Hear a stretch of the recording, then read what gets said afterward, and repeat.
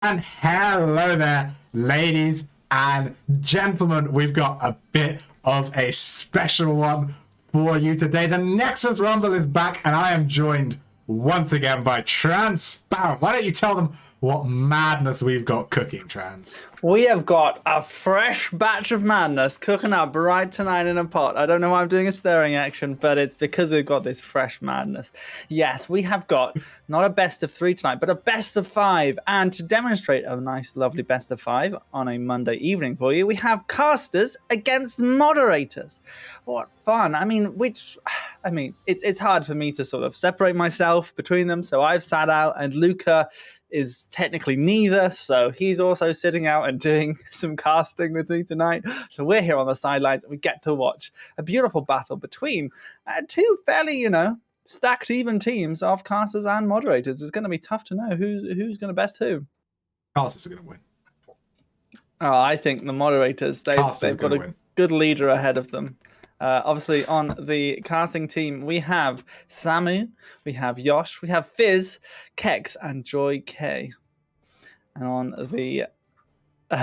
the moderator team, we do indeed have Spark, Eric Swift, Insider, Poppin, and Sergeant Hater.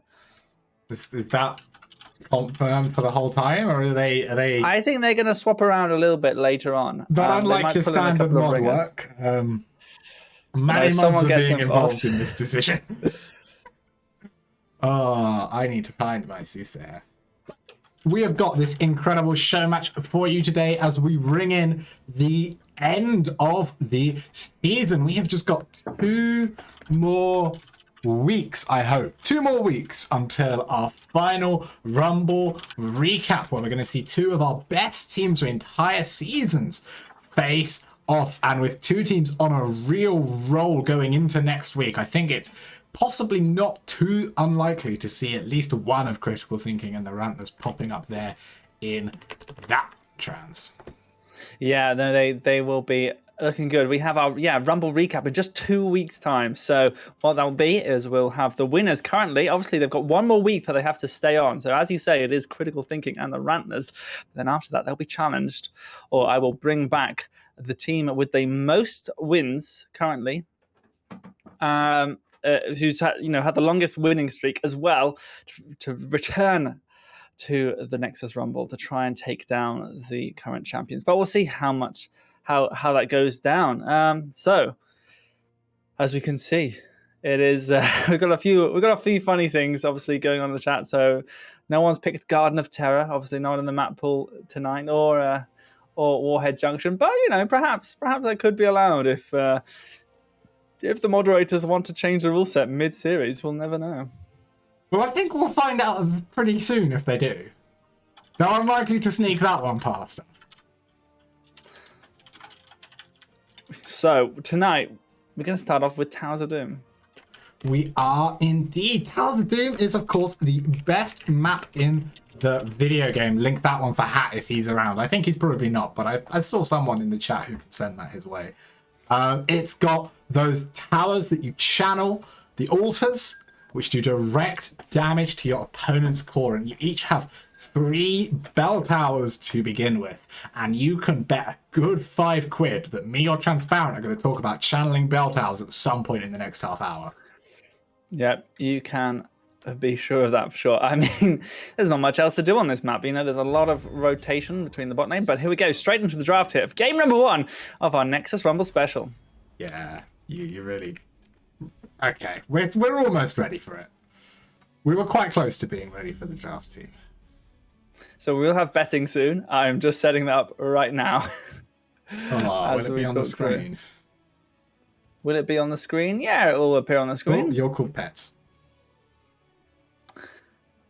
I was going to try and do Pets' accent then, but that's just going to be insulting or offensive to Pets. So it's all fixed. It's all good. And our first ban is going to be Medivh. Now, Medivh 30k has got a little bit of a reputation on the hero. He's played it once or twice before, and some people think he's okay at it. Not putting my lot in either way, but some people have suggested Medivh can play the Medivh hero. So that might be why he's been removed instantly. And Lucio is going to be the response ban. Kex is calling out in the chat that perhaps people should go register loads of tickets right now to try and spam the moderator team. If you've got a sub that you need to register in the next week and you weren't sure when to do it, team. Actually, my team has a sub we need to register. Where's Varus? Go and register our sub, Varus. Ping all 5 of these guys individually, one at a time. I stand ready. So, as we can see, Vala has been picked up by Sparks. So Sparks, well-known DPS, was here tonight. Used to using bows, but crossbows work for him as well. Murloc plays Sparks pool as well. We like to call it the bow pool. The hero has a bow. Sparks just Sylvanas, Hanzo, kinda Vala, got bows. Spark and win. Not got a bow. Not really sure what we're doing. I'm sure Sparks to Romba is something to be amazed by.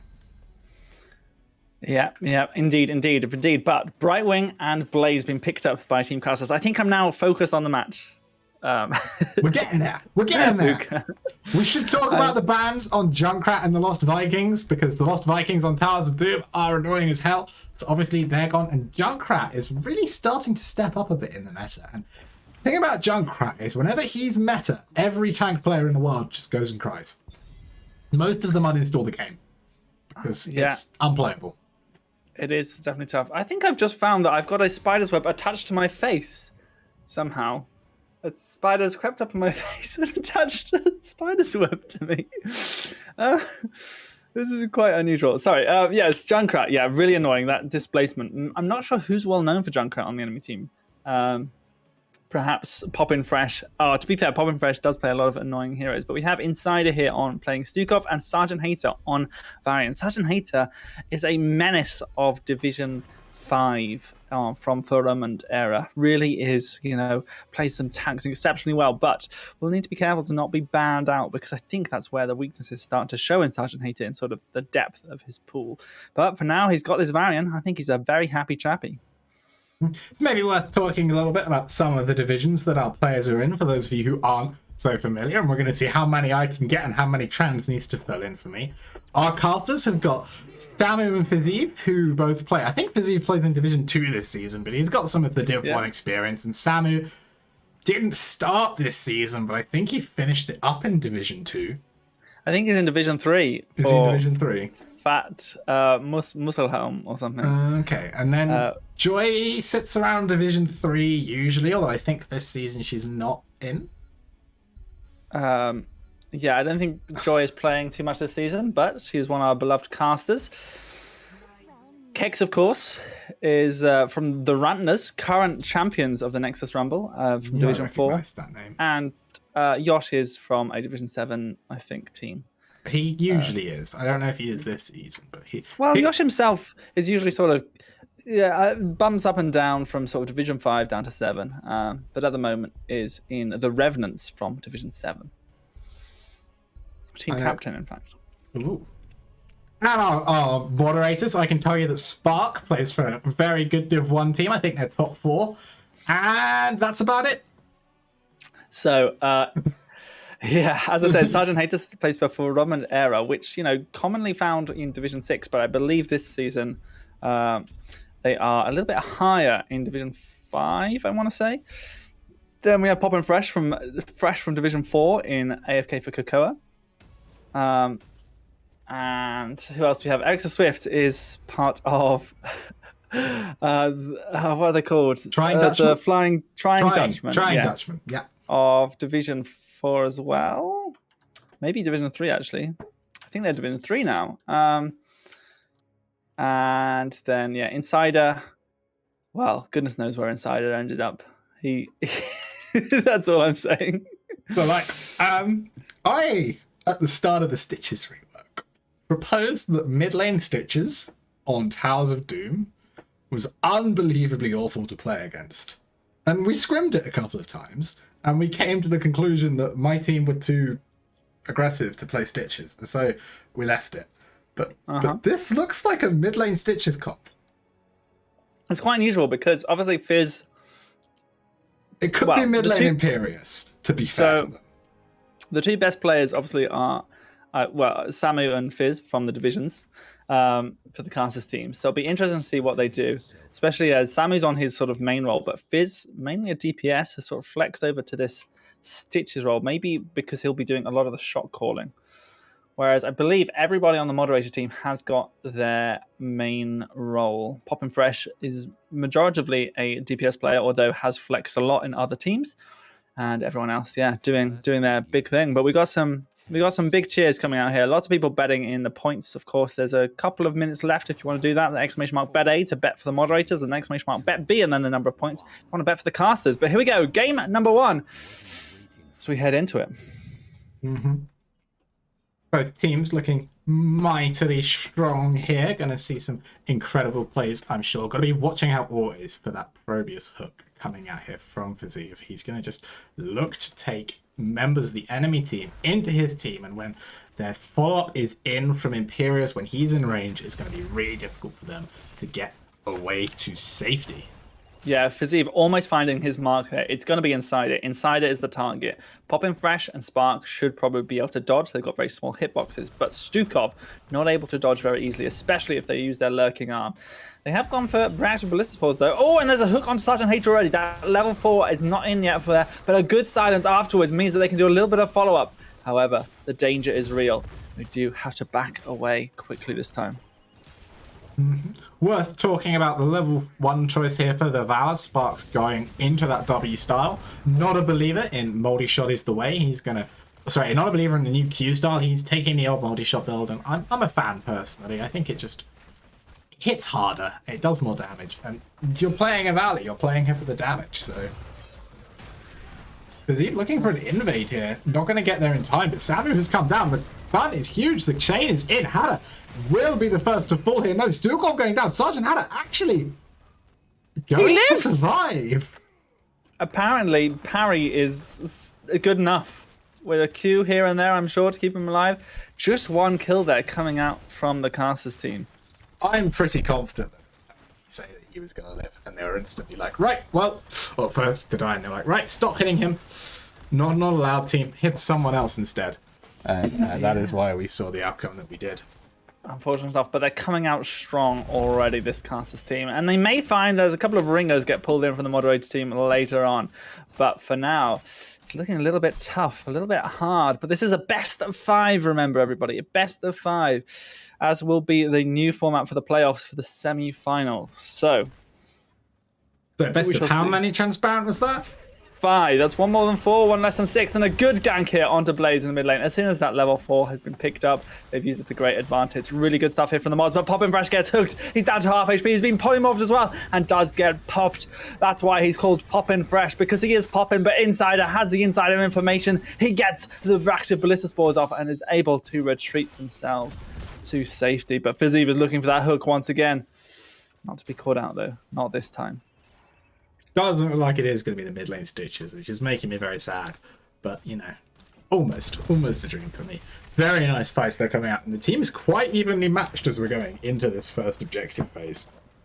Difficult to pick a clear winner. Our captains have done a good job assembling strong sides to represent themselves here. As Insider, just going to be able to cap that right through here for the blue team. Yeah, we see that the blue team, the team moderators, Transparent's team, the team of angels. I don't know. I was trying to say something witty, but my brain just team of angels, ladies and gentlemen. You heard it here first. Well, with our backroom team, perhaps the moderators, compared to the front room casters. I think Spark would look cute with a halo. I think he would indeed. But right now, they're just rotating down. Almost exactly even on XP right now, by the way. 100 XP between the two teams. Definitely very, very close here. You can see the effect that Sonya and the Blaze are having right now on this matchup. Well, I didn't realize this. Oh. Stitches getting here. caught out. The engage comes in from Imperius. Fazeev is pulling really low here. Popping Fresh trying to take him out, but Yosh will get to him. Keck, on the other hand, is going to get locked out. But Samu now in the backside trying to make something happen. 1v5 this Blaze. He's on fire. 40 armor is quite good, but it's not going to be good enough. Transparent. Second kill goes through. They do trade it out for the Varian there. Yeah, someone in chat was just saying that Varian is having very impressive tank play. And actually, he was almost a sacrificial lamb there. He walked to block the hook because he saw it was going to hit his squishies, but unfortunately did not have the HP pool to be able to survive inside against Hook this time, though. And there's a lot of damage coming out onto him. They're unable to survive. Spark is looking to get cheeky, but not cheeky enough with it, as they have fallen quite low on health as well. They're going to have a little bit of trouble defending this next objective. Nicely done there by the red team, able to get that kill even after losing the fight beforehand, and that should set them up nicely for Kex to just stand still, channel this one in. It doesn't look like the blue team are going to step up to invade this, as Hadda not going to take that hook from Fazeev. Yeah, so of course, Stitches is sort of known for the big late game spike. Once that level 13 hits, that fishing hook is activated. They can have a nice long pick off and try and find someone and just snowball the game from there. But of course, when we get to the later games, Sonya just becomes a superb powerhouse, so it could be either way. Eric Swift, though, on the Sonya in the top lane is going to get ganked. They're going to have to be careful here. The Stitches comes Stun through, comes the in. Polymorph is in. Going to deny the end of that spin, at least. Has Eric's got enough health to get out with that hook and the oil? I think that will be all they wrote for Sonya. But meanwhile, in that bottom lane, the blue team just saying, we're going to push this down. We want to take your buildings, but without level 10, they're going to have to be a little bit careful when the red team do get back down. Yeah, and the blue team just shoving in bot lane, really trying to find something. Kex goes in, tries to find the Imperius, but doesn't find it. Joy K with the nice taunt, even mind control, but Varian finishes off Imperius. Is in a little bit of danger themselves. Insider swelling away, is tanking the tower though, is having a lot of damage put on them by Joy K, and they do go down. Sergeant Hater in trouble still in that top lane. Fizz, and there is the gank from Samu Plays, really stopping him in his tracks. Sergeant Hater goes down as well. 2 for 1 once again. The mod team is just falling behind here in this best of 5 game number 1 on Towers of Doom. Just being edged out ever so slightly in each of these engagements as Samu calmly charging away there from the Sonya. But no, every time it looks like the mods team do find the kill, there's just that little bit of disoriented, this little disjoint in the mod team, and it is costing them more kills than maybe it should do. But obviously, these are not Heroes Lounge teams. These guys do not play together normally. This might be the first time that Spark, Insider, and Sergeant Hatter have all played for the same team. And so there's going to be some moments. There's going to be some issues where you're not quite sure what's going on. Yeah, many of them have sort of only just met each other as well. So it's quite something. Is Spark but even a human? is Spark even a human? All we know is he's from the north. But here, the aggressive camp invades. Siege camp, but Kex is there with that. The taunt comes out instantly, but mind control comes out, stops the spinning from Sonya. Eric the Swift is in danger right now. He has no self-sustain left over. The Gorge came down onto the Valor as well, putting a little bit of danger. But Spark is in there. They're trying to trade over onto this thing. Sergeant Hater gets in. Wrath of Angerus all the way back into the back line. Insider gets hooked as well. This is going to be a 4-for-1 trade here as Insider's just left, channeling that lurking arm. Really great target picking there from the red team, making sure that Li Ming goes down before it becomes a bloodbath. She's got the Calamity. She's not going for the scared cat or build. So if she does get that kill onto Brightwing, those resets come through, that fight maybe goes very differently. But another big mind control, a huge Gorge onto Spark as he starts spinning, and some nice target killing is going to find the Moderators yet again coming out ahead, and now the XP lead is starting to mount, Trans. Yeah, Sergeant Hater really trying desperately to make sure this one doesn't go in, but Pop and Fresh gets hooked again. The Polymorph a tad late, but there comes the mind control onto Stukov. They're going to be in grave danger, and they do get taken down. Oh goodness, the amount of control coming out here from the team of casters, proving that their game knowledge is there. Pop and Fresh just dodging out. Oh, the Gorge onto Sergeant Hater. He's going to be in such desperate trouble, and Spark is just trading too much damage. Sergeant Hater does indeed go down underneath this tower. Fizz is looking for another hook, though. Are they going to find it? No. Nice try. No cigar.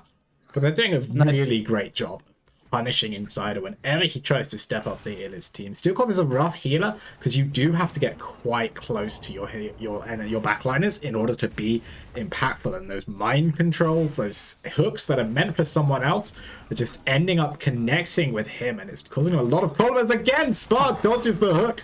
Stukov gets caught out by it. The mind control is in to confirm, and now Spark with a huge juke on Kex, but it won't be enough. Oh, there's just so much damage coming out here now, especially now they got this 2-level lead.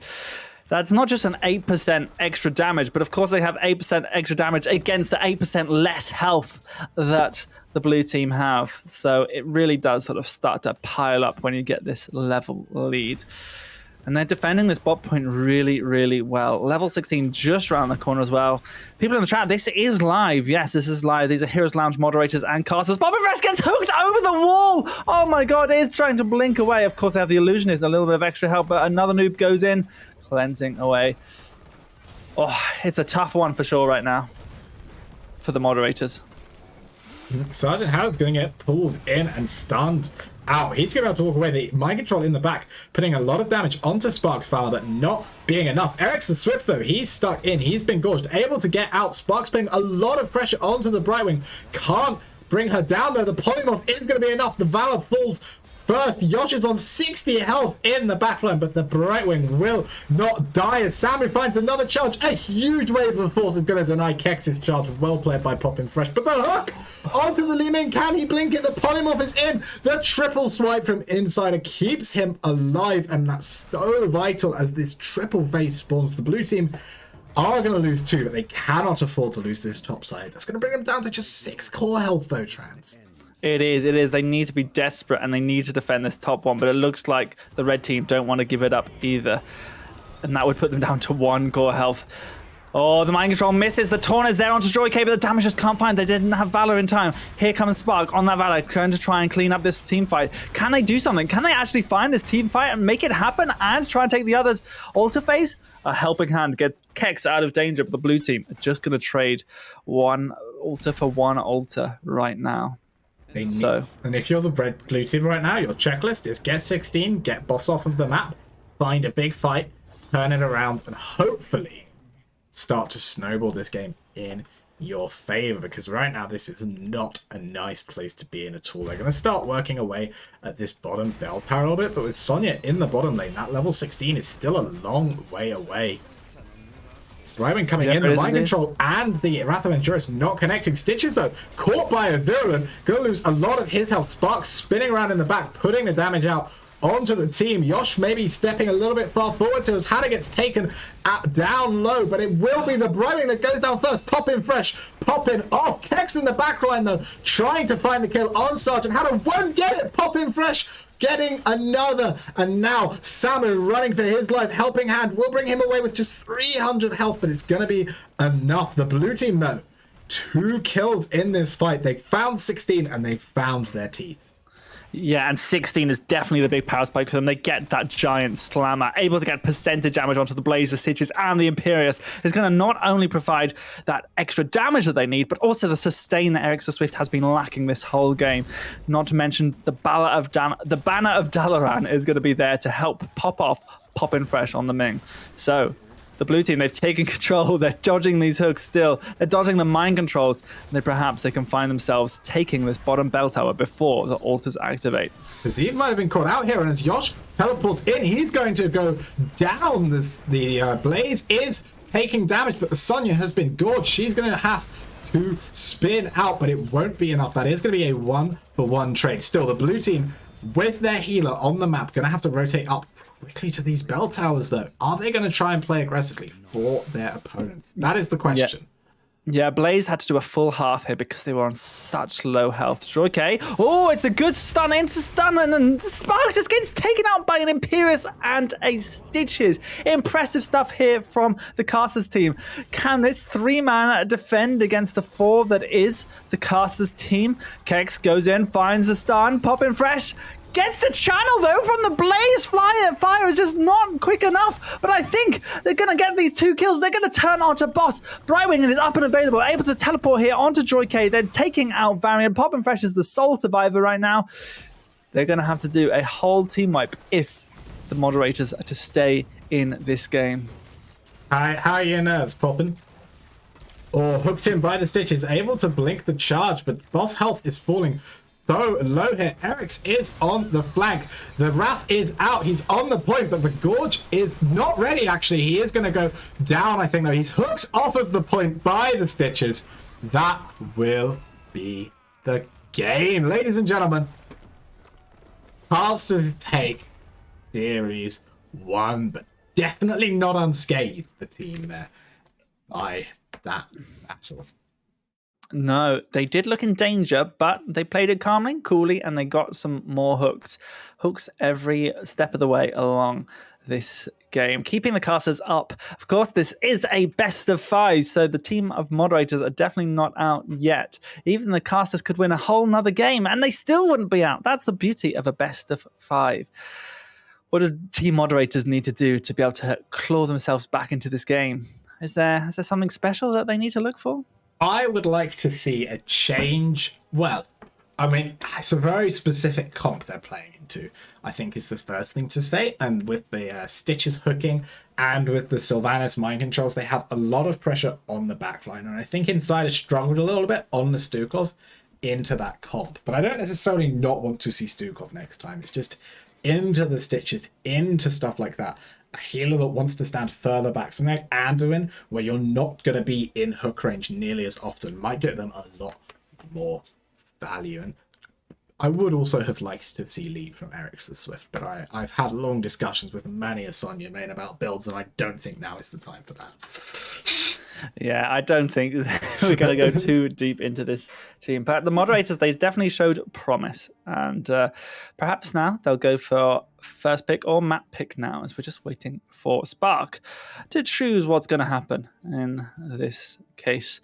Of course, if you are just joining us, this is the Nexus Rumble, which usually is a weekly winner stays on series. But tonight, we've got a nice little special for you of casters against Moderators in a best of 5. So you might recognize some names from our Discord server. We have Insider Spark, Poppin' Fresh, Eric the Swift, and Sergeant Hater from the Moderator team. And from the casters, of course, we have Samu, our casting manager, and a bunch of our external casters of Viziv, or Viz as he's known mostly, Kex, Joyk, and Yosh. So it looks like we're going to Alterac Pass. Should be worth mentioning for those of you who aren't familiar, Yosh plays under another noob on his Heroes of the Storm account, but I think we're all used to the name Yosh and the Pico. Was that picked up by the red team or the blue team there, Transparent? Pico, this is the blue team picked it up. Oh, the Moderators. So their name would even be blue for you. Yes, yeah, the Moderators are having this. You would have thought that would have been the easiest question. So as we head into the lobby here, Alterac Pass, a much different map to Towers of Doom, but I expect that Stitches could still be up. What do people in the chat think needs to be the thing? We've got secret weapons, perhaps. Mixin is saying we're going to have a secret weapon. I don't know. We've got a few pocket Moderators definitely in the bank, but they're all playing games right now, so or scrimming. The plan right now for the mods is lose slowly. Yeah. We need to lose slowly. We're not going to take it out early. We make sure we can play our trump card in game 3, because of course there is guaranteed to be a game 3, Transparent. Why is that? Because this is a best of 5. Yes, you may have noticed our playoff format has changed for this season. So our semi-finals are now best of 5s. And I hear your calls. People. You want to play best of 5 quarterfinals as well. But this season, we're just going to take it easy. Have best of 3s. Ease everybody in nice and slowly. So very soon, within the next year, you'll be able to find all of this information on the Lounge website, Transparent. It is actually published, but not on the website yet. So it should be going out tonight. It should have been going out tonight, but then Poppin got roped into playing the Nexus Rumble. So that'll be on the website under Playoff Rules New very soon. Very soon. And remember, as we come into the final week of the regular season, even though we've got all of these playoffs changes, your deadline for your final game is Friday. Do not schedule it for this weekend. Do not do something that I'm sure I've done before and had to be corrected on. It's not a good idea. You won't be allowed to play it. You might lose out on your spot in a cup. Schedule it by Friday, play it before the Friday, get it uploaded so that the mods can work out who's doing what, especially because this time people have to pick opponents. So I imagine that's a logistical nightmare. Yep, indeed. So we're going to have some good stuff. We're going to be going into the draft in about 30 seconds or so. But before we do that, I just want to give a huge shout out to everybody watching today, everyone on the new and a new subscriber, John Bellini. Thank you very much for subscribing. Yes, this is the Heroes Lounge channel. We have every Monday we have our Nexus Rumble, but coming up very soon we'll have a lot of our finals games and the quarterfinals, semifinals. We're going to try and cast as many as we can on this channel as well here. So if you're enjoying the content, please feel free to follow, sub, and everything under the sun if you really, really want to. And make sure you join our Discord as well. We do some, there's plenty of information there about all the extra stuff we do in Heroes Lounge to play. So, without further ado, this best of 5 is really hotting up. It looked like team casters were handedly taking that in the end, but I think there was enough resistance for team moderators to try and do something. So, Ultrac Pass, game number 2 of this best of 5. Can the moderators do it, Luca? Well, obviously, Caster's going to win again. But I think the moderators have got a lot going for them here. I'm sure they'll be able to pull off something here. Ultrac Pass is a very different map to Towers of Doom. I think Towers of Doom is actually quite a difficult map to play because it's very linear. There aren't a lot of strategies you can employ on Towers of Doom that are going to get you the win. And so if your opponent works out what you're doing early in the draft and they've got a trump card that you don't see coming, something like the Stitches, it can be very difficult to say, okay, we can't do this, but we're going to try and take a different approach. Whereas maps like Ultrac Pass are a lot more open. There's a lot more opportunity for saying, okay, fine, our opponents have a Stitches, we can't fight them, but we can just go and take all of their buildings, we can take boss, we can play for invades, for ganks on their offlaner constantly, and it gives you a lot more space to work. So a lost draft, maybe not quite the issue that it could be in a Towers of Doom game.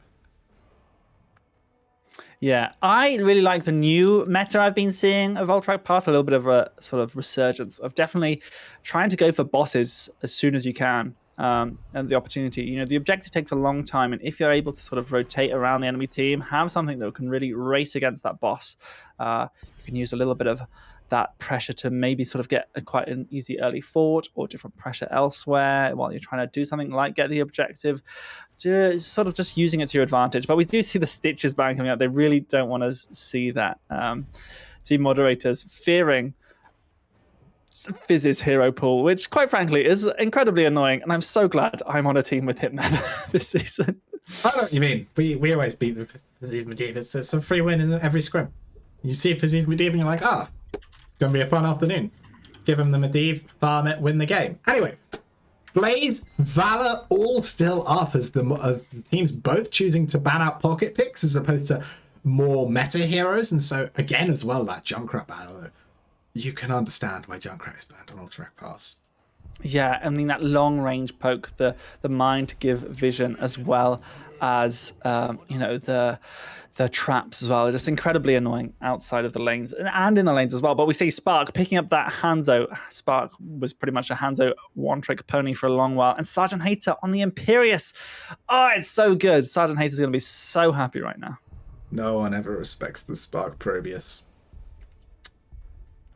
No. Everyone remembers the Hanzo. No one remembers the Probius or the Kel'Thuzad. I remember the Probius. But we see that Valor's been picked up by Joy K this time, and Brightwing once again by Yosh. I think, Yosh did an admirable job on the Brightwing last game, certainly keeping everybody topped up from team casters. There were definitely a couple of fights where he overstepped his mark and got punished, but overall it was a very strong performance from that Brightwing. And I think on a map like Ultrac, he's going to find a lot of value from it if his team are giving him calls and making sure he knows when he's got to rotate onto the heroes, when he's got to save his offlaner. Because it is true that the Brightwing can vigilantly watch the entire map for the entire game and react effectively every time, but it never hurts to call your healer to you. No one's going to be upset that they've got a ping to tell them, hey, maybe you could save my life right now. Yeah, indeed. So it's good, essential to have.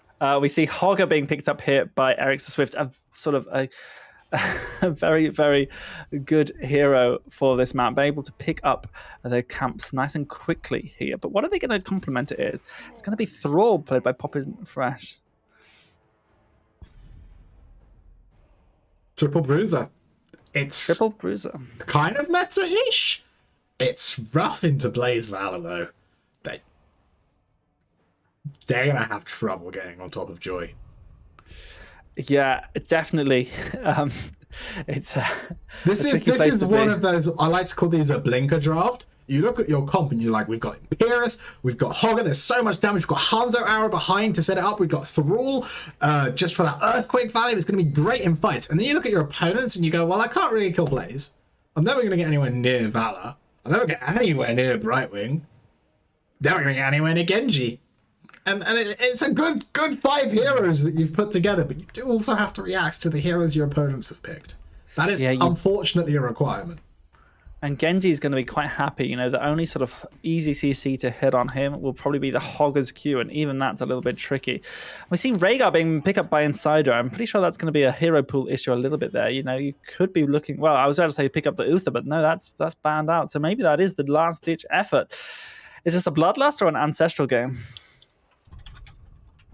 I mean, I want Bloodline. I'm not sure if that's the answer to your question, but it is the answer I'm going to give you.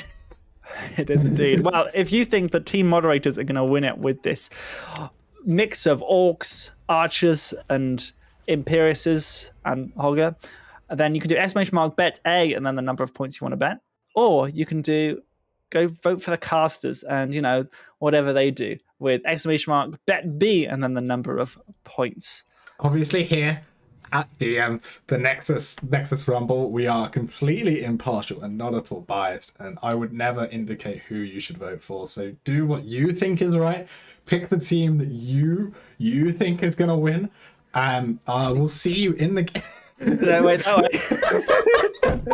Team Moderators, let's go. As we see Team Moderators try to take game number 2 here on Alterac Pass. And in the blue for Team Moderators, we do have Eric's the Swift EU League manager and general ticket answering powerhouse playing Hogger. We have Sergeant Hater, head of our off-season ticket tool administrator and Imperius player. And then we have Insider, general troll of the Moderators, picking up Rhaegar, Spark, my Nexus Rumble assistant on Hanzo, and Poppin Fresh, our content manager on Thrall.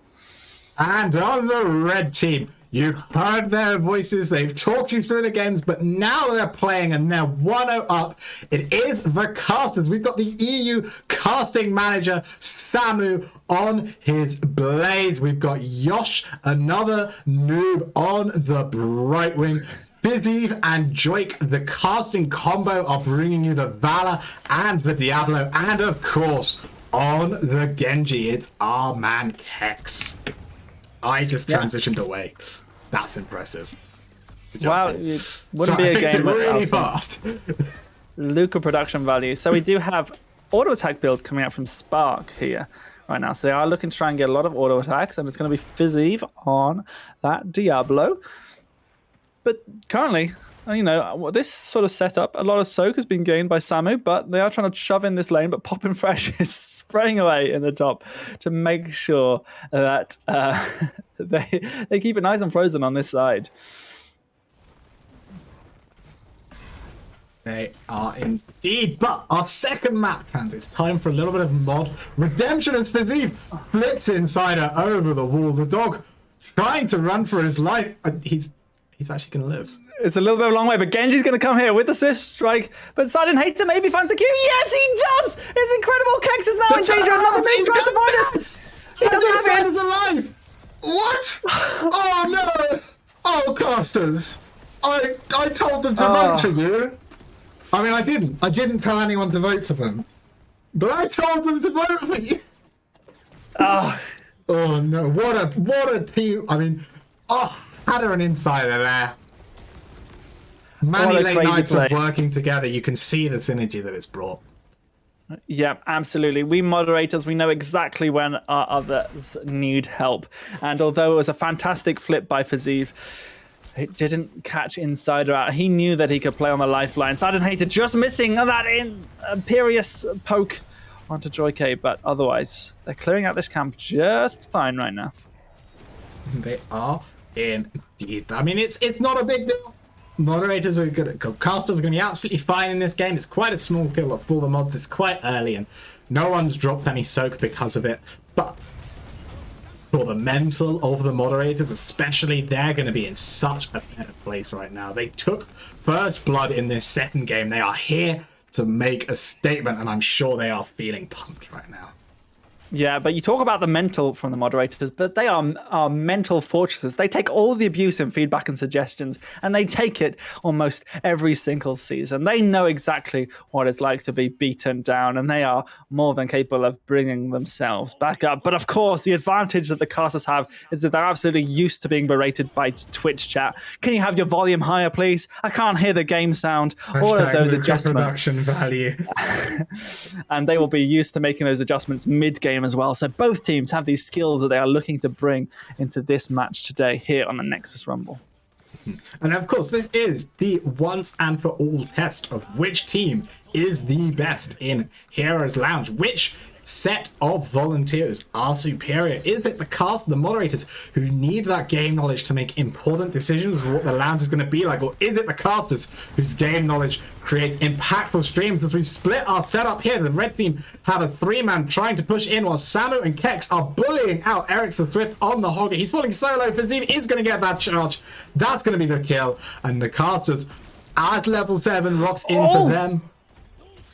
Spark is going to be kicking himself. He just needed one more interrupt for this whole channel to go through. It's only 0.8 seconds, but Sergeant Hater finds a big spear, as with the root from Poppin' Fresh. They're trying to take down Samu Plays, but he gets the speed from Right Wing. A beautiful spear from Sergeant Hater keeps everybody low on the red team, but the blue team falling incredibly low themselves. Fazeev has to be in danger here. Oh, the teleport just not quite early enough. Honey Fizzins.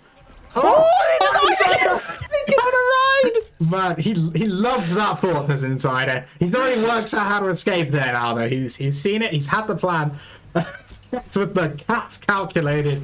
Going out here, Spark on 150 life vaults the wall away from Joy. Hannah is back. Yosh has to run.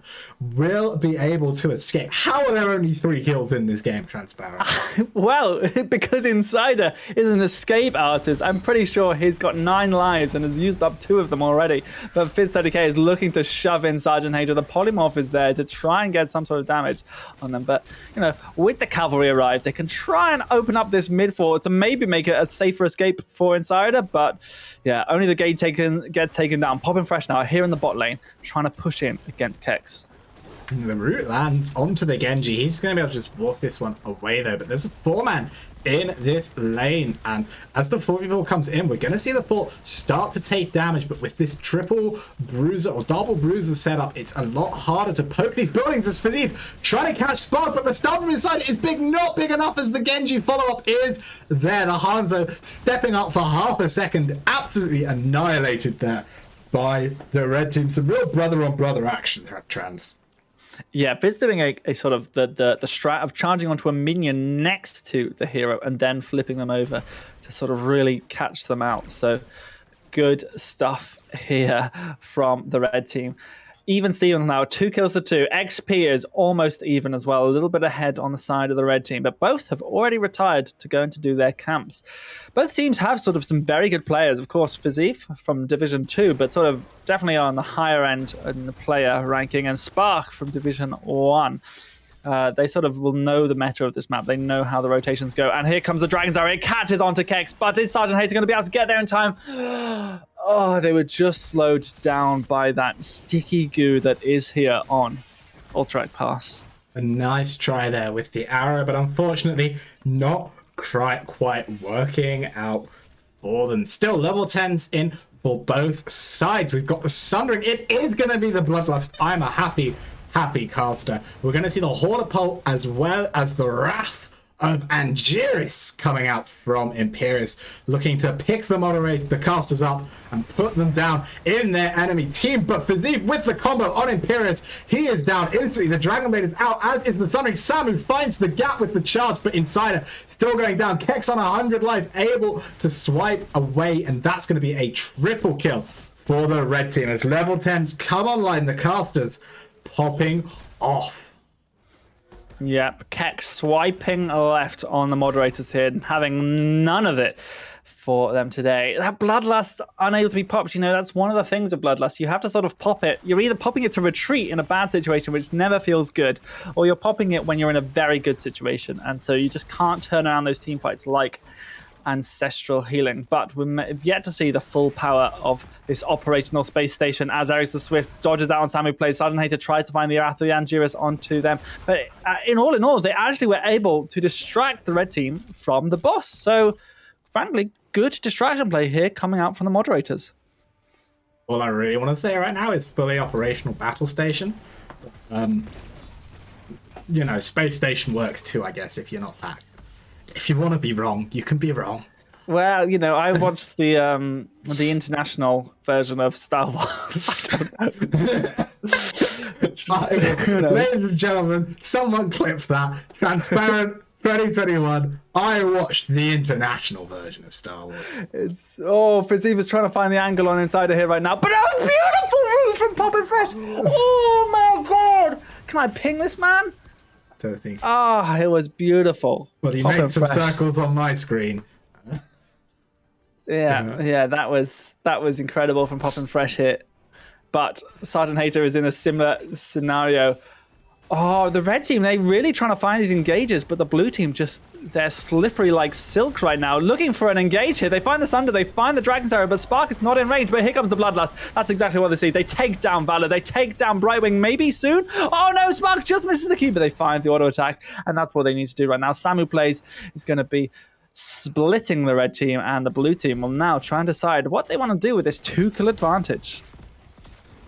Looks like it's just going to be a simple objective play. They are letting Samu get a lot of clear in this mid lane, although actually it was more clear than I had first thought when I checked. So maybe that's why they're going to let them get away with that there.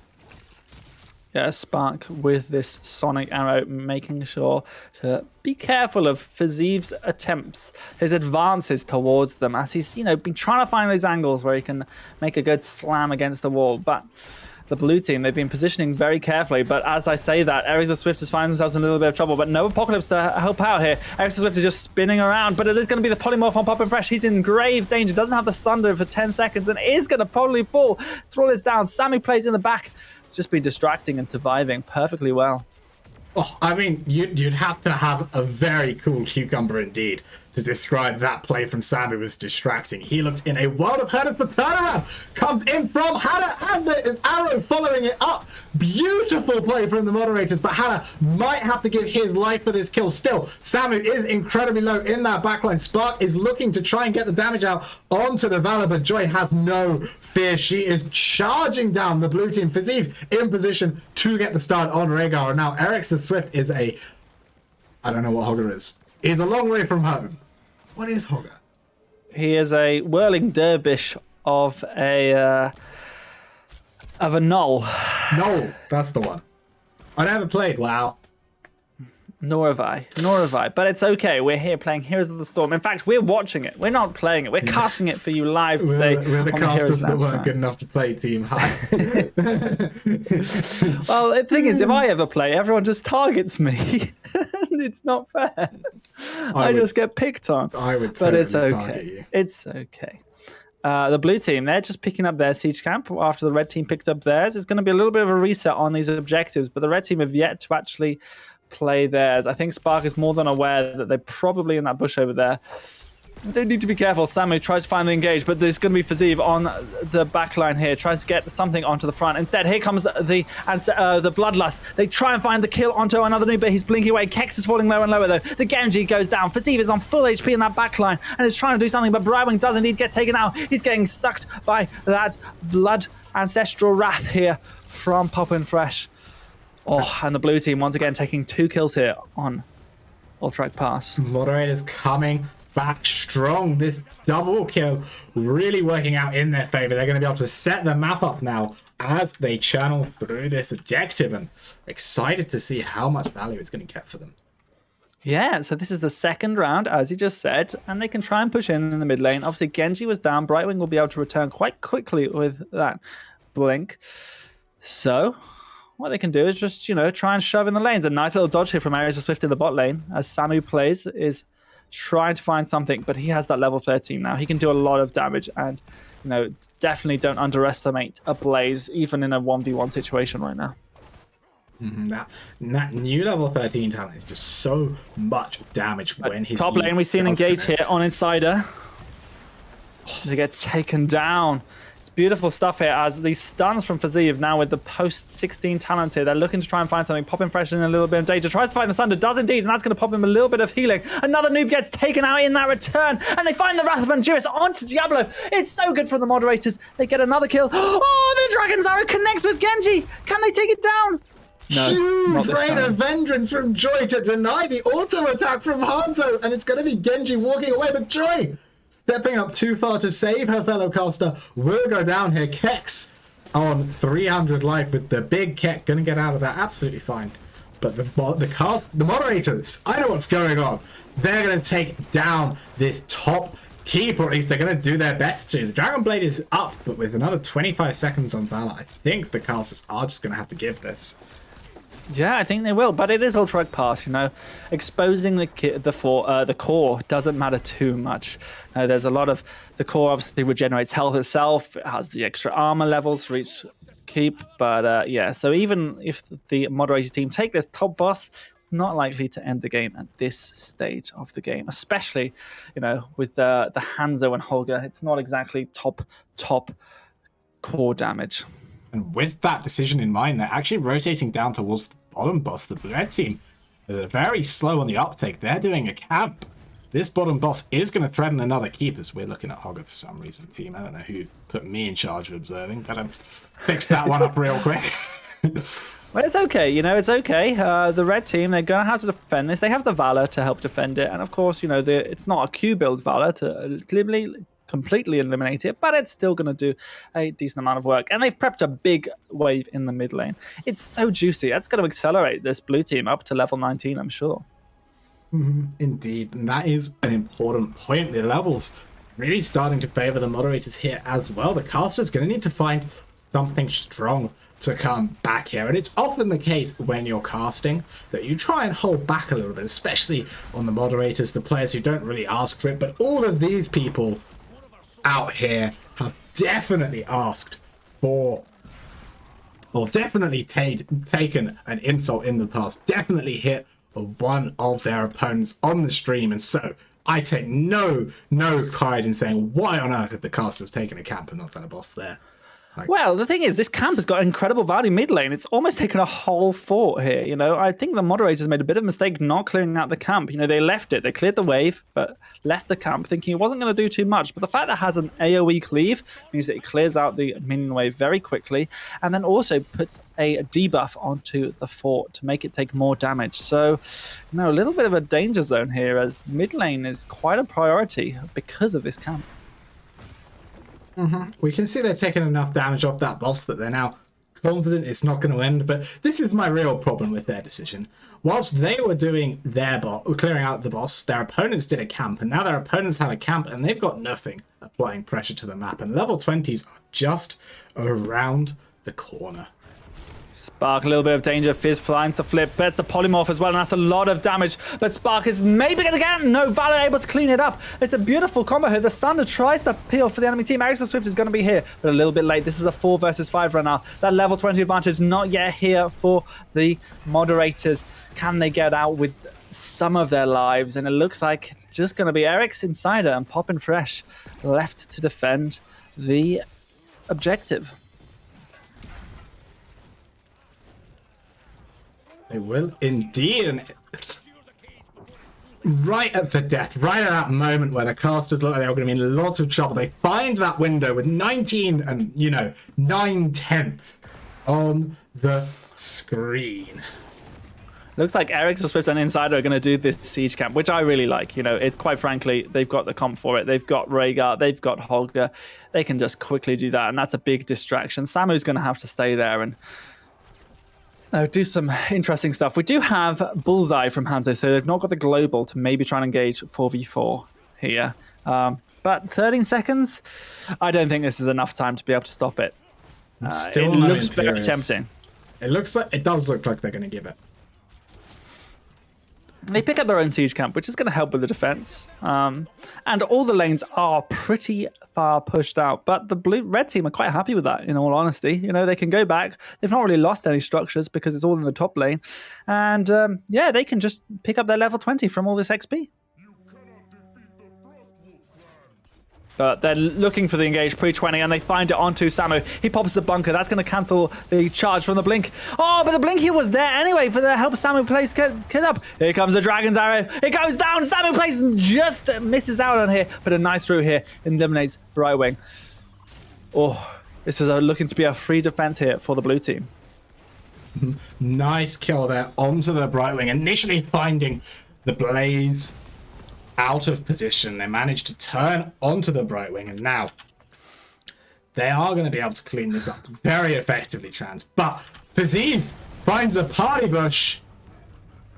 Where did that Diablo go? That's a soul reset as well. That is not good. That is a soul reset. It's unfortunate. It's unfortunate. That's going to keep the momentum in the side of the blue team. They'll be more than happy to try and attack Diablo. Diablo's been sustaining a lot in these team fights, but he's only been taken down 4 times in this fight, in this whole game. You know, he is sort of a big, chunky boy, but they do, of course, have Imperious with the percentage damage on level 1, as well as Thrall, who does a lot of percentage damage these days. He does indeed, especially. He hasn't got into that level 16 upgrade, but that level 7 talent as well gives him a lot of that percentage chunking. And I love the World Break adaptation to just put terrain in between the Blaze or the Diablo and their team and try and take them out in a much more favorable fight.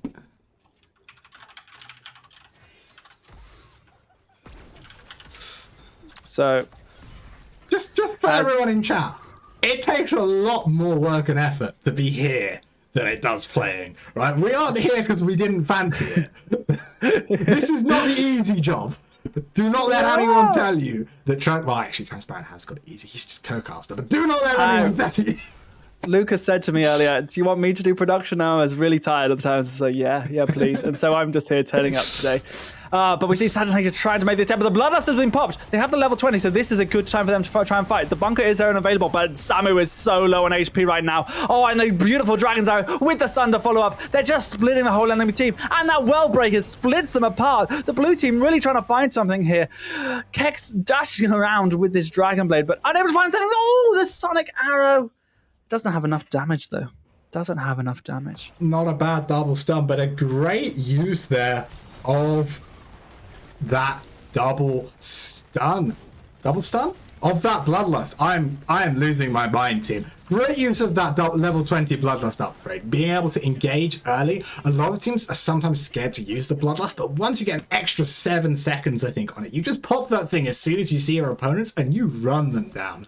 And as they come running at them, the red team routed a little bit, can't focus on their positioning as much as they might want to. The arrow able to connect onto 3, and that sundering follow-up means that they can take a fight win. And now, with this boss, they are going to confirm a second keep, and if the red team aren't able to step up soon, they might go even further. It looks like the Moderators don't want more, but honestly, this is a full health boss marching on core at 21 minutes.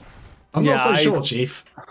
Obviously, they're a little bit in peril. You know, they know these combos from Diablo have been superb, and without all of their heroics, perhaps the Bloodlust not being up until now, it could have felt a little bit scary. But yeah, I think that should have been a win call, in all honesty. But it looks like they may be going for the boss throw pit in the top instead. I do love a good boss throw pit in the top. Eric's is going to be left alone, making it look like the team is holding this, but the game is very much up now as the red team move towards the throw pit. The boss is only 50% done. They are going to have to leash it. In Or are comes they? The red charge. team have taken over here, but the blue team definitely could turn this around. NEXUS Swift is more than happy to try and fight on this boss pit right now.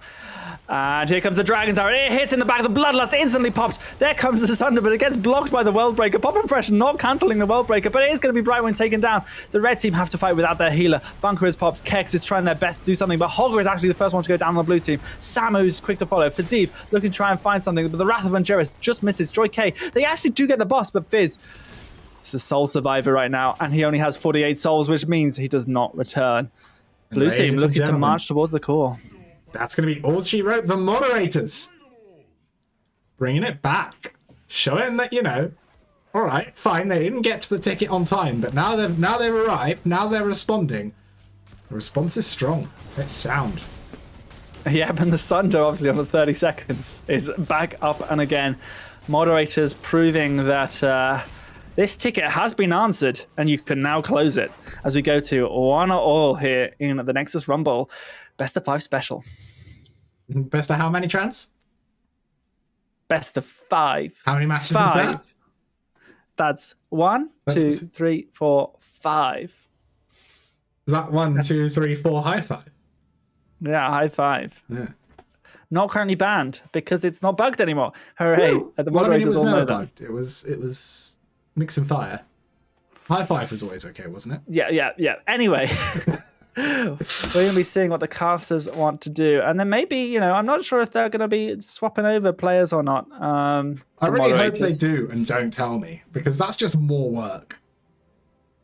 Well, I'll spot it out, I'm sure. As, the casters, they look strong again, but unable to just find the moment to put their teeth in here. It looks like NEXUS Swift didn't believe in his own team.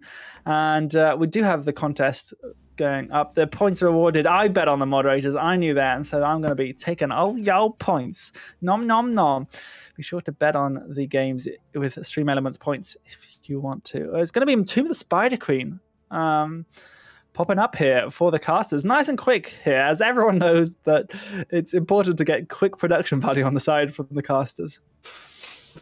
You can tell when casters are playing. It becomes a lot more obvious. Remember the Spider Queen, though, a very tight, close rotational map, a lot more similar to the first map we saw than it is to Ultrak. You get that similar rotation to Towers of Doom, and so that Stitches is going to be a must ban, I reckon, from the moderator team. But, you know, there's a lot going that you can play here for the team. Sparks Hanzo, his task start, even his Provius and Calthazad are a lot stronger on this map, and that double bruiser style that they rocked on Ultrak definitely works on Tomb as well. If you pick this up enough wave there. Yeah, I think, you know, I can see the Stitches ban probably coming out once again, but Diablo is very, very powerful here as well. So, quite honestly, it's a tricky place to be in the draft for the team moderators. They managed to pull out a really nice sort of comp there for Ultrak Pass. As you sort of say, like, I think it really worked having the Thrall as well as the Hogger, sort of that double bruiser, to be able to have Hogger do the camps and just have Bruiser poking around, but I'm not sure if it's going to work out this time. So, the real answer for you here, Veneto, if I might interrupt you for a second, Transparent, is Trans isn't going to pick his team until the result, because then he can't lose. If he puts his weight down now early, then it can go wrong for him. As we've seen, these matches are very close and very contestable. But I think Miss Empix has got it right, though. I think, you know, ultimately my heart lies with the moderators. Although, you know, I've been a caster perhaps longer, you know, as an external caster. I have been a moderator now for over 2 years, almost EU League manager for 2 years. And, you know, that's truly where my passion has been in Heroes Lounge. And so I've got to back my mods. Many of these I've recruited myself. Sergeant Hater being, I think, the only one who's older than me in mod years, perhaps, and Pop and Fresh joined at the same time. But Spark, Eric's, and Insider all were recruited by me. So it's good to see so many friendly faces on our moderator team. Mm-hmm. But we're just waiting for our lobby to load up right now, and moderators. This is so even. I'm so glad that we've got this battle here. Of course, in a best of 5, Luca, a best of 5. Yes, I've mentioned it again. How many? Best of 5. 4? Was it best of 4? Wow, that's the traditional lounge best of 4. Did you work out what I said a little bit late there, friend? Traditionally, you do there is the lounge best of 4, but we are doing a best of 5 to show everybody, how long does a best of 5 take in a weekday? We started at 20 CST. We're already an hour and 10 in, so we'll have to wait and see. As it looks like our lobby is soon to be ready, and once again we'll be betting. We had Kex play on that Genji last game. Will we have something equally exciting this time? I'm hoping for a Pop and Fresh Kerrigan, if I'm honest. Pop and Fresh Kerrigan, anybody in the chat? He's only technically, I don't know why, but I always associate him with Kerrigan, and he says he's only ever played it. We've got Filthy Moderator. Thanks for that, Luca. A little bit of production on the way. Yeah. You gotta have some fun. You gotta have I should really transfer it across as well, shouldn't I? Are you gonna do yourself as a beautiful caster? I think I don't need to. I think it's obvious. It looks like we're going to go into game number 3 here in our Team Moderators versus Team Casters best of 5 on Tomb of the Spider Queen.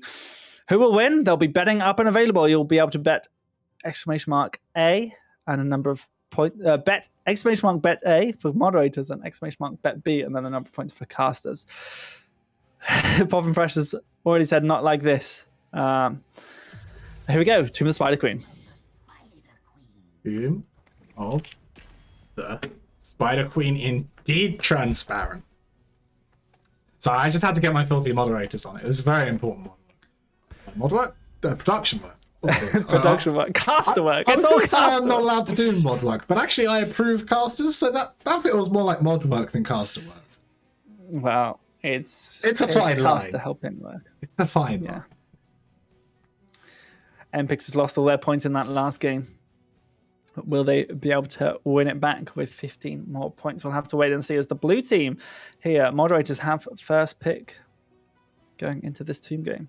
Will we see Medivh first banned? Yes. Of course we will. It's just so annoying to play against. That's the problem, right? Mm-hmm. Correct me if I'm wrong here, but it does look like all 10 of the players who were in the last match have made it into this match. Yeah, there's not been any switcheroos, so either people's matches haven't finished yet, or they're just feeling like this is a good, fair, and balanced team.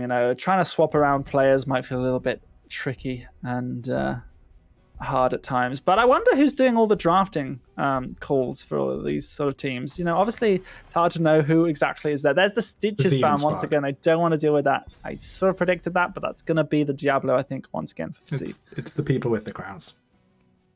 No, but do you think they're, are they trying to dictate the bans or the picks even from their team, not the bans? Do you think... So I think that drafting is always an agreement between your drafter who knows what's best and the players who know what they're going to play best. There's no point in me picking Transparent a Grey main if he's never owned the hero before. It's not going to end well. But likewise, if Transparent wants to play Lily and we need a camp taker, it's not going to work. And so you talk and you chat and Transparent goes, well, I have got a level 200 Zul'jin. And you're like, well, it's not Grey main, but it kind of does the job well enough. And then you find a happy compromise when no one gets what they want. And that is what drafting is all about. That is what it's all about. I've always said, as long as everybody picks something in their role and it's what they want to play, then it's better than if they're trying to do too much fancy stuff in countering the enemy team and doing something like that. Because as long as you're happy with your pick, especially in last pick, then you can be more than happy. But we see Garrosh and Zarya being picked up here. Wawa, that's going to be a deadly combo here. That speed barrier, making sure that Garrosh goes in, gets the throw, can be so annoying to play against. Mm-hmm. It's a really, really good combo, and it also opens up the possibility for many hyper carries to come out here for Joy. We can see the Valor that we've already seen, the Cassia, the Sylvanas, all very strong in that slot. But Yrel Anduin is a combo I'm quite happy with from that drafting. Yeah, it's a brand new healer coming out from Insider here. Obviously picked up for that leap of faith to try and pull out the Garrosh, but we do have the Valor banned out. I think that's a sensible one. Joy K did really well in the last game on it, and with the Zarya to sort of help out, it can be good. I've always found, though, if you do have a hyper carrier with the Zarya, when you want to use the shield on Garrosh, it can sort of be a little bit hard to play because you're never quite sure who needs that shield. Does Garrosh need that shield? Does the hyper carrier need the shield? Like, it's just sort of split around. But Malfurion is picked up by another noob here. Dahaka is there. Is this going to be a Tracer at the end being picked up and then swapped over to a different hero? Question mark. Or do they need to find some extra wave clear? I wouldn't hate the Tracer, but I think that the other picks might be stronger. Something like the Valor or the forgotten what the other one I suggested was now, the Sylvanas. I think it might get a lot more work for them. Here it is. Spark has pulled out the Progress. It's an old hero of his. He used to play it a lot back in the day, and Fizzy on the other side detests Probius.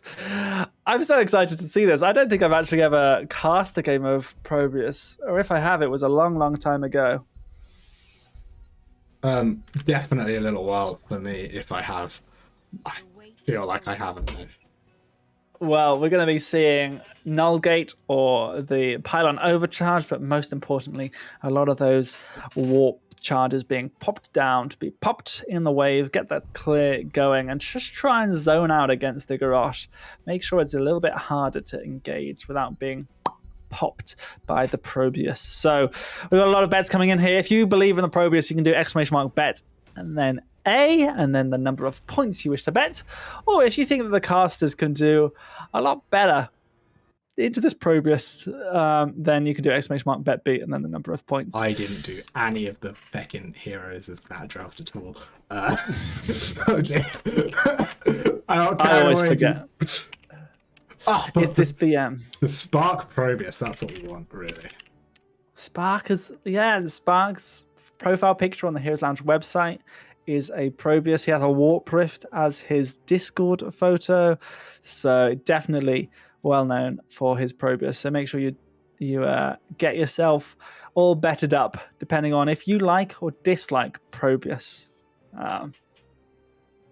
As we see here, lots of people in the chat going for it. This is, of course, the Nexus Rumble. This is our weekly series here every Monday at 20 CST. But tonight we have a special best of 5 between Team Moderators and Team Casters. Let's see who can take game number 3 as we head over to Tomb of the Spider Queen.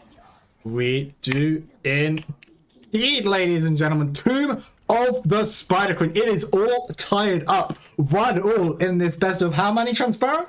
5. Best of 5 series, and on our blue team, triumphant in their second game, we have got the Moderators. It's going to be Insider bringing you the Anduin. Spark is on his Probius. We've got Eric's the Swift on Urel. Sylvanas being brought to you by Poppin' Fish, and Sergeant Hatter is going to be your Imperious.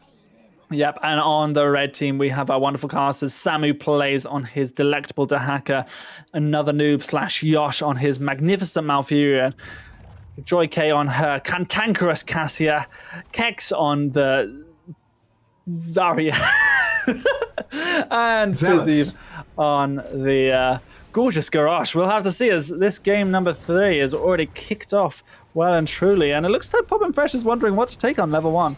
Oh, but already the throw comes in, and the root is there, the sleep will be afterwards, and the pull comes out from Insider to try and save face, but ultimately, that's going to be a cooldown that's down now, for now.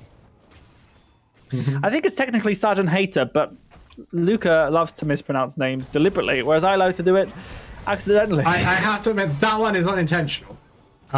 It's unlikely to be fixed, but it is... Yeah, it's a good point. It would be Hater, wouldn't it? It would be Hater, but Fazeev trying to find something. The throw is out there, so now they can good position forward and get those jemmies. Not today. As Sergeant Hater actually in the offlane this time. Not quite sure if that's that's just a sort of a matchup thing between Garrosh and Imperious. I'm not quite sure. Might be that Uriel wants Talus before she ends up down there. Might be that Imperious wants Talus before he ends up in the 4-man.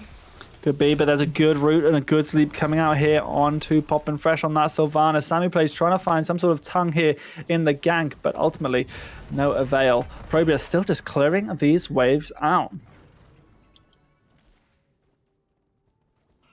Is indeed. And we are starting to see the rotation pressure from the red team mount, though. This Garrosh Zarya makes it so difficult for their opponents to ever really get ahead in the rotation, as Garrosh is going to be around every corner. They have to check every bush, and they can't really confirm kills on ganks with the amount of shields and protection that they have coming out. So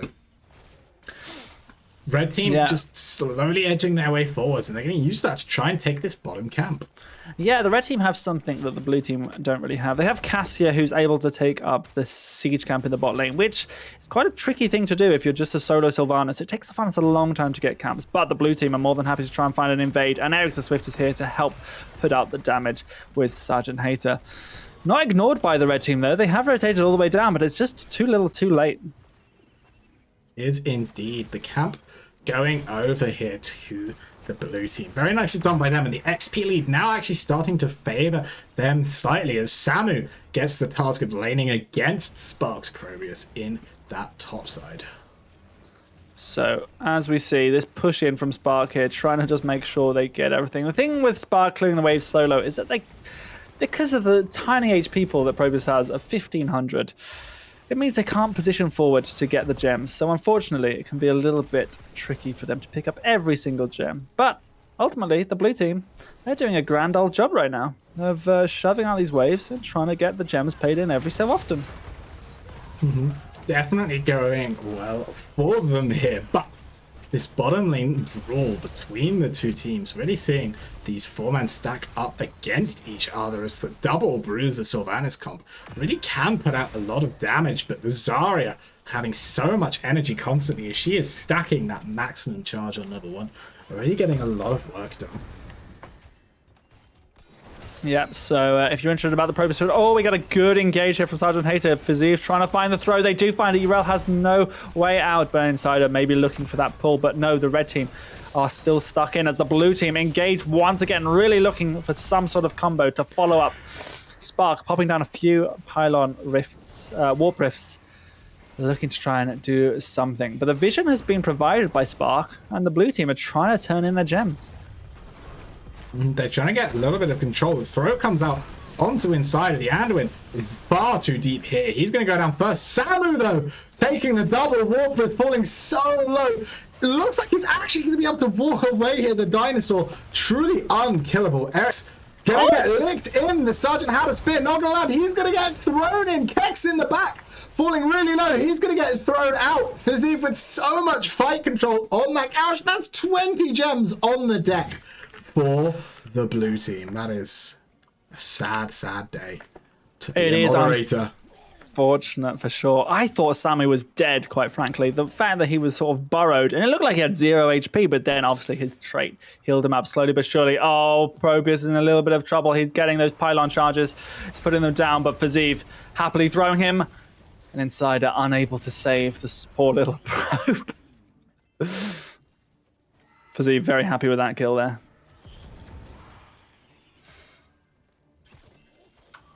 Yeah. Fazeev is a well-known Probius fan. He's often talked about the prominence and the power level of the hero, often a sleeper in a lot of meta. So it's not surprising that he's so happy with the kill he managed to get there on it, because he truly respects and recognizes just how strong the hero can be in the right hands. And of course, Spark. I mean, if you were to talk about the right hands with Probius, you'd be amiss not to talk about Spark. He's been a big name in the Probius scene for a good 2 years now. Yes, there's a Probius scene, look it up. And you can really see that mutual respect coming out from Fazeev, seeing such a great meta hero being played so well. It must be really difficult for him to play into. Yeah, I hope it doesn't cause a rift in their friendship.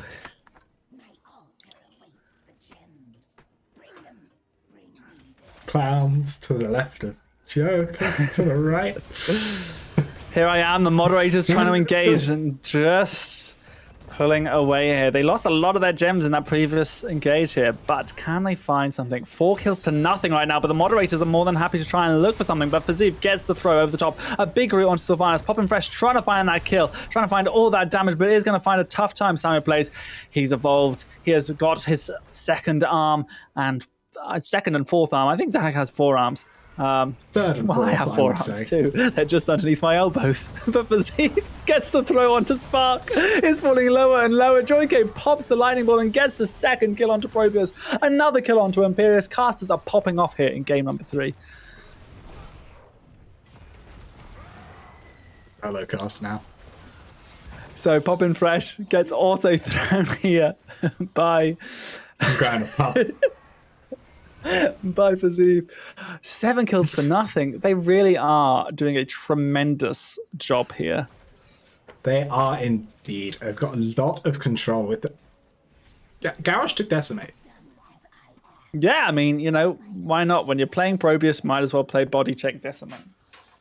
Was featured yesterday by the side hardos. They play a Decimate up to level 20. It's a very good talent at level 20, but without the taunt, I'm going to have trouble locking down Eric the Swift, especially when they can pop that Argent Restoration and try and get a little bit of movement speed. But no, the tongue from Samu Plays. This is why he's such a good offlaner.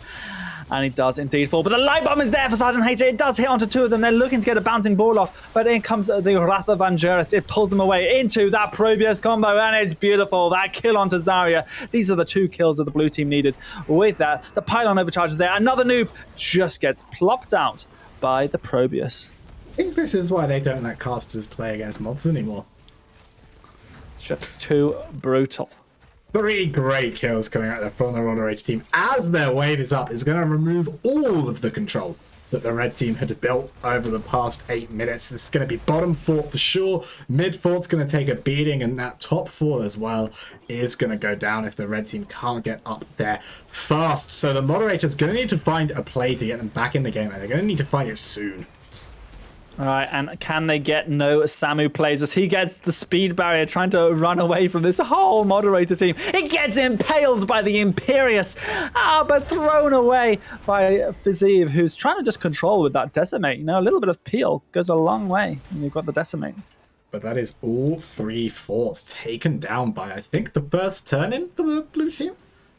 Yeah, I believe it is. It's not the worst that's first impressive wave we stuff. wave. This is But when why you've got- you don't chain in when your opponents turn in, ladies and gentlemen. This happens to maps you are winning on. Yeah, considering they just got those 3 kills. I mean, it's tough stuff because they don't really have the good wave clear. They have Cassia and Zarya as their main damages. Whereas on the blue team, they have a fantastic pushing squad with the Probius, with the Sylvanas.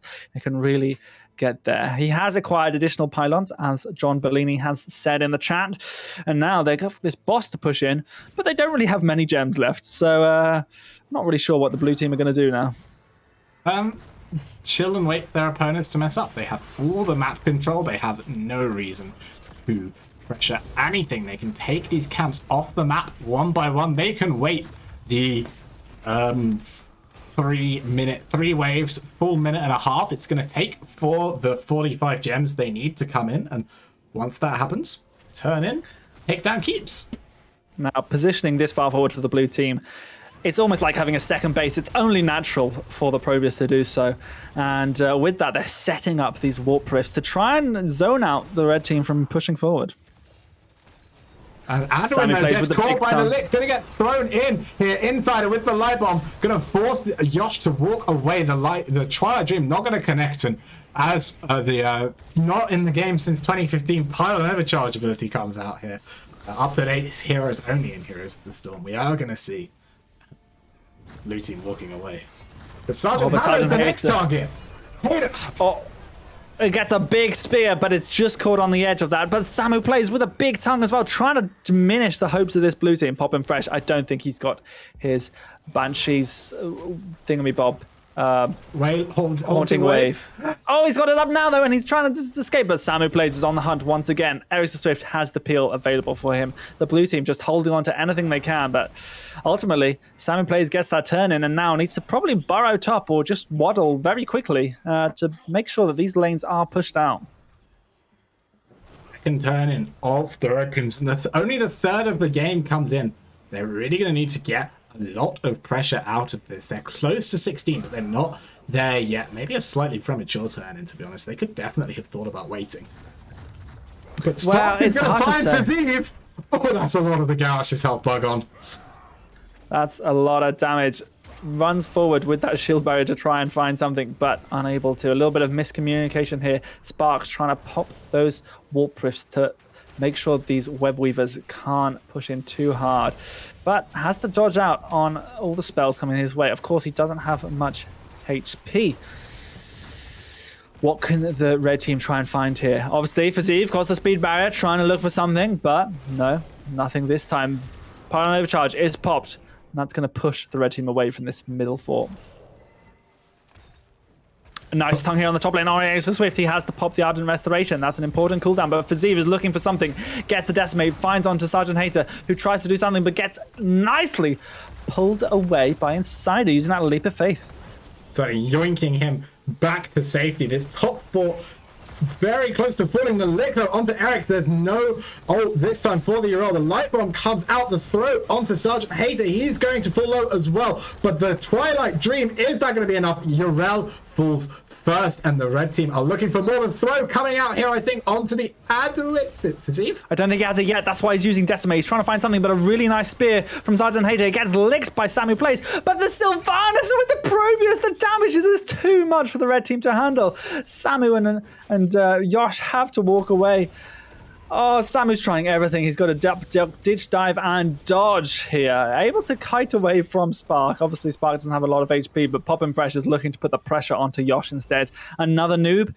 Can he have anything? The Windrunner comes out, trying to put that last little bit of damage. Oh, but a really nice route. You wouldn't expect it from the Division 7 captain here, but another noob. Really good play. Very nicely done there as well to step up and take the aggro. He sort of went, I'm a Malfurion, look at me. And the 3-gem Malfurion was run down by Sylv, while the 29-gem or 39-gem Samu, because that's how many have been turned in, just kind of found a bush and burrowed out. That was so many gems that the red team were able to salvage there. They probably shouldn't have been able to. Very nicely done by them, but could have been a lot nicer still if they hadn't dropped a triple kill there out to very little. Yeah, so as we see the teams pushing in here now, they've just got to try and find what control of the map they can sort of glimpse from this. Obviously, the blue team have that middle fort still, which is a good chunk of the map to sort of hold on to, but neither team has enough gems to get that pay in here. Samu tries to find the tongue, but Spark actually placing the pylon just at the right time here, or perhaps the wrong time if you're the red team. Sergeant Hater tries to find something, has the light bomb, it looks pretty good here, but the Twilight Dream is huge.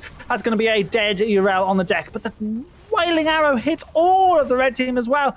The Leap of Faith pulls back Sergeant Hater out of danger, but ultimately the blue team are one member down even after popping most of their heroics.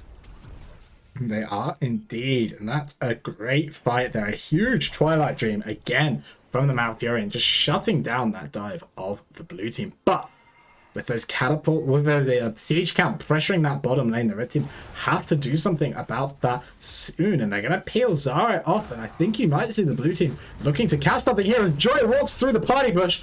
Only going to take half her life. I think the third one not quite connecting on her there. Well, fortunately, Cassie does have 30 armor as well while moving, so I think that helped out a lot here.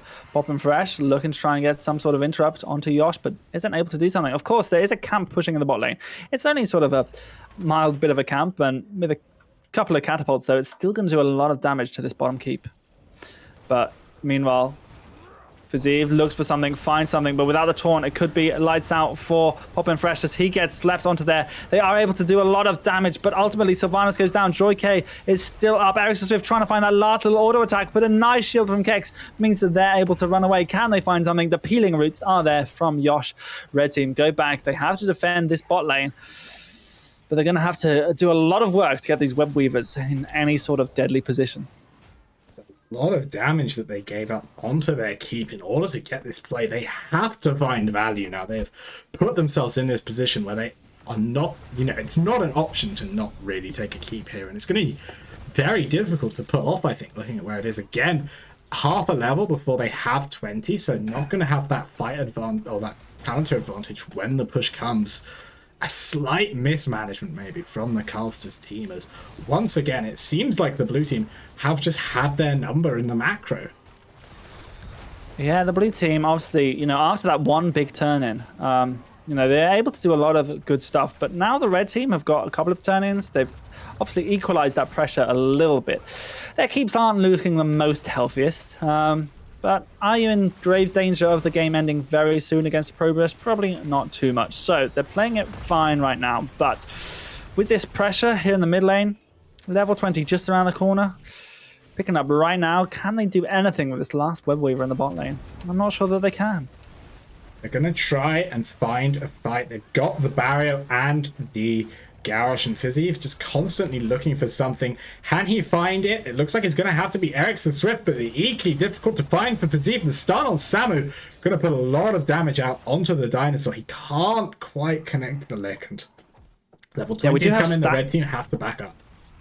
Yeah, the stacking from Sylvanas is starting to add up, especially with the armor reduction from Probius as well. You know, it's a lot of damage in these grouped up team fights if they're not careful. Spark, don't walk that way too quickly. Insider's in a little bit of trouble. There's a throw, but a nice spear keeps the stun combo from going off. Can Insider live? It's a beautiful combo here with the Desperate Prayer and also the Light Bomb. They're staying alive, but with the Expulsion Zone extra duration, it's a 1-for-1 kill.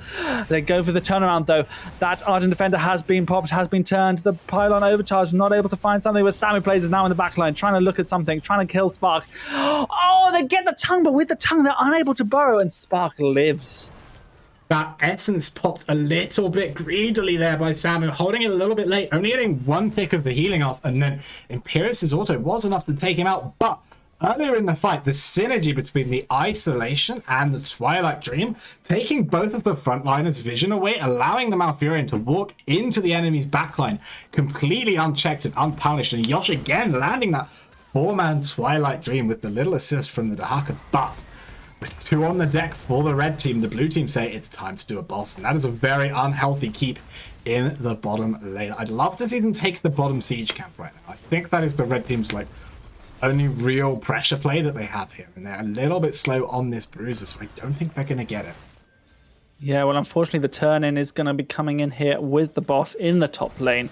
This is a hard push to manage against. Insider is back up and alive, so it's fine to do something. Probius is just going to the mid lane just to clear out the enemy camp to really make sure that all these lanes are shoved in and pushed. But the red team, they're looking for that desperation play. The speed comes out from Fizzy, trying to find something against them. The Indomitable has popped here. They're looking to get some sort of thing, but without the taunt, they can't hold down this Urel or this Imperius. They're spinning around. There's a lot of pylons on the bottom. The Warp Rifts even. There's a beautiful impale here. The Twilight not able to be connected here. It does get interrupted, and Urel is going to get potentially popped, but it's going to be Dahaka eliminated with the pylon overcharge, just taking 2 people down. The Twilight peeling for Joy K, but ultimately the boss is already on the core. The web weavers are coming in. The blue team all alive. No frontliners for the red team. This looks like it could be game number 3 going over to Team Moderators. They went for the Hail Mary play, the Moderators. Fizzy was so close to finding the throw on the Probius, but the Imperius able to step in, able to stop him from getting that angle, and that is going to be 2-1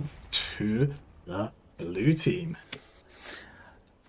Big thank you as well to Dino for the raid party of 151 people. Yeah, welcome. This is the Nexus Rumble. It is a weekly series of winner stays on usually, but this week we have a special of casters versus moderators, and it is a best of 5 because we're trying out a little bit of additional fun here of the best of 5 format here. So Team Moderators, they're 2-1 up, and it could be a very, very thing. We've got transparenters everywhere from Marlo. I'm always here, and so is Luca. Luca's quite often here on the Nexus Rumble as well. So if you're interested, of course, this is Heroes Lounge, so you can do !Rumble to find out about the Nexus Rumble, which is our usual thing, and you might recognize some of the members of Critical Thinking who are our current champions. But team casters, you've got Samu, who I think is well known in the Dino Discord, so you may be cheering for them this week. They are 2-1 down. They need to find something special here in map number 4. They are going to have to find that. Indeed, their map pick of Tomb are really not working out for them now, and I don't know. It's gonna be interesting to see. Can they find something different? What is the play gonna be? There's only BOE, Dragonshire, and Infernal Shrines left, and I don't know, the Shrines Tomb similarity is very close. If I'm Team Moderator, I'm looking at Shrines and thinking, well, we just took them on a rotation-based teamfight map. Yeah, I mean, in my heart, I think the best place to possibly go if you're casters is Dragonshire. You know, it's where you're going to have a little bit more of that top lane in priority sort of importance, as well as having that 4-man rotation doing a lot, as we sort of already discussed. So, yeah, I think it would be good. It looks like the caster team are going for map pick. They're going to try and find something. Luca, are you very hot over there? A little bit. So, like, I can't have my fan on because my mic picks it up. And also I can't have my curtains open because they mess up my lighting. And also I have to have a very warm lamp on because my light packs in today. So you're in a little bit of trouble. Don't say I don't suffer for you. Yeah, of course. Now, as Jampan just did !Athena in the chat, which of course tells you all about our Athena Championship coming this Saturday, starting at 1 o'clock CEST. That'll be here on the Heroes Lounge channel. We'll have our wonderful casters of Aaron, Joy K, I Am Pets, and Jinxie Cat joining us for a fantastic series between plenty of people. So we're having a little bit of trouble as one of the casters is having a bit of a power cut. So they're not quite sure what to do. We're having a little bit of trouble. Oh, look at that. We've got the Athena Championship screen up. I need to do a quick hot fix to it though. Sign-ups aren't open anymore. We do have enough space perhaps for a late team if you've really got a lot. But yeah, a lot of great casters with some fantastic women playing on Saturday. Really tune in for that here on the Heroes Lounge channel, as we like to sort of support women in esports, which is what the Athena Championship is all about. Yeah, Titan and Olympian divisions start at the same time at 1300 CEST. And they're going to be picked up by casters, I think, all over the place. So just look out for the games. They're going to be announced like they would normally be. Loads and loads of good fun casting, watching, and playing those Athena Championships. Did you say we were going to have a short problem with getting the teams together, Trans? Yes, I think there will be a small problem with as Faziv is having a little bit of a map outage. Disconnect. Yeah, a bit of a disconnect. In that case, maybe we should take a very short break as we give you another recap on some of what happened last time in the Athena Championship, and also Luca goes to get a glass of water. Yeah, that sounds like a great idea, Luca. We'll catch you here in about 3 minutes. Don't go anywhere, people. Hello, ladies and gentlemen. Good morning, good evening, or good afternoon, wherever you are. We are casting the Athena Championship here today on Saturday. I hope you're going to have a pleasant and fantastic experience, because I sure am going to. Air posturing around, boss. It looks like a trap. Oh, it's a trap. Uh-oh. Don't be suspicious. Don't be suspicious. Don't be suspicious. Don't be suspicious. Oh, she does get spotted out. Diablo is possibly looking for a gauge here, waiting for the unstoppable to finish. Looking for a gauge onto the bubbles, flipping over, fully back. Silence onto the backline. Great blessed shield there. The Undead Stamball. Sturgov gets away with such low HP. Blaze is still hiding in the bunker, holding onto his knickers, but Draconi falls down. Great counter engage there by Shrey's Age. She's focusing onto the bubbles. She pops her unstoppable to try and run away. Blue team backing out there. Oh! Pocahontas trying to get the level 20 engage. Great storm. Great wall stun there by the Diablo, but a great pull by Chiquita. Ooh, these back and forths, man. You have full 5-on-5 engagements, and at the end, only one person dies. Like, both teams understand exactly whenever the knife's edge gets a little too sharp, and they're both great at being offensive and also great at disengaging. Leo is back inside the game, and the backline is actually popping extremely low, possibly looking to get a kill here on the Brighton wing or Jaina. Saloon posturing around, looking to see if she can follow. Draconi almost popping the Cassie extremely low. Everyone is so low. Possible resets go. If a reset city gets popped off here, it is going to be GG. But it is Leoric who finds his demise. Great taunt there onto the Cassie. Great blow up by Draconi. That's it. It's reset city. Oh wow. The one thing that makes me concerned about another amazing that these tongues are out of this world. I'm going to need to start playing Dahaka after seeing this game. Yeah, I was gonna say, Draconi, you wanna come duel with me sometime? I might give you a call, okay? So they are going to be able to actually prevent these sappers from going in. Okay, they walked away for a second. I almost missed that snap. I was very scared. Oh, fantastic! Oh, great great combo by Ming, and the throw, and the silence, and the silence, and the other silence, and that thingy, and the sleep. Oh my god! Okay. Fantastic level 20 combo. Tiny Owl was tanking the keep, however, and she sacrifices her life to secure the kill. I like that. I like that aggressiveness from the healer. Great play by the blue team. Is this happening again, where at the end we have just a massive team wipe that turns the game around? Obviously, they can't just walk straight in and go after core, unlike last game, but my god, this happened before? Oh, Kia is popping extremely low, and she is running out of mana. Murden jumps in, tries to punish, gets the Stormbow connected onto the Rainer, but great peel there by Valk on Deathwing. Fantastic play, and a BM Fire Breath. I like it. I appreciate that. Just styling a bit. It ensures that they're in a good position here. Great engage by Kia. The ice wall! The ice wall from hell! Why is there an ice wall from hell? It's ice! To 14 on these teams. Bobo and Teamfight coming out. Their big taunt onto Orphea, who walks forward. Silence Entomb grabs 2 members. Orphea blasted down. Athene taking quite a bit of damage. There's the big throw as Malganas and Stukov do end up going over. And now it's just Everheart and Marbuckle alive to try and fight this out. Valk positioning herself to get her W's to bounce up and down, but she took too many tower shots. Murden is going to Stormbolt. Orphea, follow up damage. Valk is popping extremely low. Spin to win! But the oh no! And Sonya does fall down. So that is going to probably give this tribute over to the side of Team Bia, because I don't think they can fight this 4v5, even though it would really be 4v4.5. This might be a game-changing, game-throwing, or a very clutch situation for the blue team. They have to step up. Kia is in the bush. She is ready to go in. Zarya ultimate to go in to force the team out. The silence team. The blue team do secure it, so it is not GG just yet. Great ice wall there by Kia to ensure that the backline isn't in it. Kia counter engages onto the enemy backline. The red team is falling extremely low. Johanna ultimate to try and peel her team, but it just isn't enough. Murky falls, but he traces for the healer. Sylvanas gets away with a margin of HP, but Kia says, no, you're not getting away. Kia says, you're not the only crusader here. I can also chase down and get kills. Twinkle is in the spot of trouble as Sylvanas dives in, but she does out with a level 13 talent. However, counter engage by Mark Buckle, the Leo in 2, and the ice wall on top of that. The feast to try and zone out and help her teammates. But will Mark Buckle get away?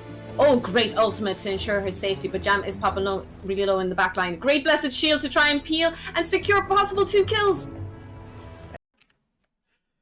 And hello there, ladies and gentlemen. I am once again joined by Transparent. It is 2-1 in this series right now. I hope you enjoyed that little taster of the last Athena Championship of what might be to come next week. This Saturday. Next weekend, right? This Saturday. That's the one. Put together, of course, by the fabulous Erin. What a superstar. Yeah. Wonderful Erin, our main caster for the Athena Championship. She does a fantastic job of carrying most of the the whole day on her back. Keeps the energy going. So we're just in a little bit of a break here right now as we wait for some technical difficulties from one of the caster players. They had a bit of a power outage, so they're just trying to make themselves back in here tonight. Yeah, but this is the best of 5, so it's not over right now. We've got at least one more match to come, and then potentially a second one if Team Casters can pull it up for game number 2. 3, 4, 4. Game number 4. It's the best of 5. But we're all back. We're very refreshed. Best of how many? 5. 5. 5.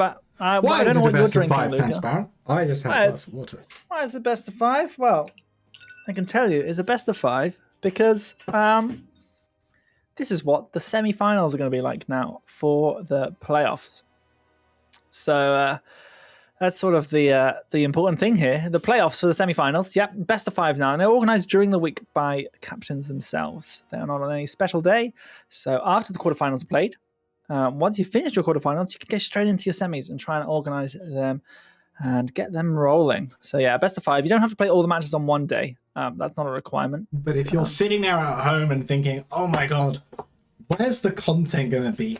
How is Luca going to spend many consecutive hours of his life cursing Streamlabs OBS whilst he tries to produce a cup day don't you worry, because the final days, they're going to have back-to-back best-of-5 finals. On the first Saturday, No, I'm not going to guess. Yeah, on Saturday Saturday the 7th of August, and Saturday the Saturday, 14th. Saturday, Sunday, no? Saturday the 7th of August is going to be the Rare Cup teams traditionally, so Division 7 final and then the Division 6 final. And then on the Sunday, we're going to have the Epic Cup teams facing off. That is Division 5 and Division 4. Their finals will be played on that Sunday the 8th. And then the weekend after, Saturday the 14th of August, we're going to see Division 3 and Division 2 teams face off as Level 5 Goose Warning win everything. And I don't know who's good in Div 2, but I'm sure someone will do well. And then that Sunday, Division 1 and Division 1 Plus. Unfortunately, Super Unstoppers and myself will not be making an appearance in that due to our atrocious season. But I'm sure many great teams playing on that Sunday as well. Well, I actually have some news, Luca, which was due to be announced today. But we're actually swapping the Division 1 and 1 Plus with 2 and 3. Due to the X Cup, we realized that a lot of the players perhaps in that may well find themselves wanting to prioritize that over sort of trying to make it for the finals. Even though there's only 4 teams that need to do it, we didn't want to sort of disable the dreams of people in playing the X Cup. So we've swapped that about, and hopefully that's an acceptable compromise for everybody here, for both the players and the spectators. But so they'll be able to enjoy some. Div 2 and in the X Cup, you've been shafted, my friend. Yeah, I'm afraid. I'm afraid it's a little bit of a tricky timing one. But ultimately, we're waiting on Fizz to return with his power. And then we'll be cracking on with this best of 5 series once again. But yeah, if you are new and you've never sort of heard of Heroes Lounge, you can do ! Discord, and that will take you to our Discord channel to let you know everything. We've got a little bit of a... we've got the moderators starting a timer because of this. It is going on a little bit, but we are having Dragonshire, which is the map pick that I thought it would be, Luca. And... yeah, so we're seeing what's going to happen here. Is this a free win? What's happening, Samu? We're trying to wait for Samu to pick up what is going to be happening. Will there be an off-season tournament? I've just seen in the Lounge channel there will be an off-season tournament this season. Just need to we'll need to finalize the details of the off-season tournament, but that will be happening soon, I'm sure. There's a lot of things I need to do this week. As I said, we have the Athena Championships this Saturday. That's a really good tournament to tune into. It'll be happening pretty much all day, and there will be a grand final as the Titan division, which is our top 4 teams of the Athena Championships, will be playing in the double elimination bracket rather than sort of the round robin that we did last season with everybody. In the Olympia division, though, there will be a round robin once again. So, we can check out, have all the fun there and just enjoy ourselves. It's going to be an absolutely incredible day. I'm sure lots of great female heroes of the storm talent on to be showcased, and I'm sure that the top bracket will get quite competitive. I know that a couple of players already have told me that they're definitely going to win it, so it's going to be interesting to see who's right and who's wrong.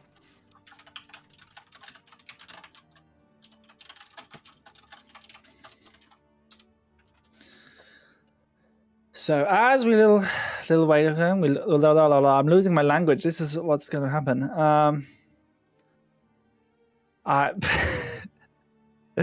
have lost all sense of the English language here in the best of 5. This is sort of the toll it takes on you. We've got some hot stuff. We do have some ice water. Oh crap! I've just remembered that my number key is a bouncer. Oh dear. Oh. Well, we fixed it again. All the mods have just left. All the mods have indeed just left. I'm not quite sure what's happening. Seems like they'll be remaking the lobby. Perhaps they're just going to swap around some players here. find themselves in a little bit of a better place. Is it a best of 5 casting or best of 5 playing? The best of 5 casting would be so much better. Well, is it best of 5 casting as in who can survive all 5 games? Best of 5 moderating. Yeah, we do have to do that as well. There's a great deal of sort of help that comes out, especially on those finals days. As Lucas also said earlier, we'll have these final days where there will be 2 grand finals on the day. So next on 2 Saturdays from now. So what we have is the Rare Cup. There'll be that Division 7 final and Division 6 final. And between those 2 games, we will have some wonderful statistics of everything that happened during the lounge season of those divisions. So it looks like there's going to be a little bit of substitutions coming in here. So we're going to have the one night coming in and perhaps someone else popping out. You'd hope so. We can see. Be impressive. Would be impressive. As we still wait on Fizz to reconnect here.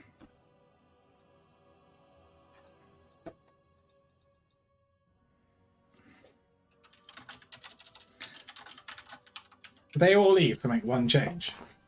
I think they may have tried to add them to the party and such, which can be a little bit tricky. Looks like Fizz is being replaced by BRB Soaking now. So they will just be doing that while we wait for Fizz. They may be back in the last game if the casters can take this one after the substitution the mods have made. So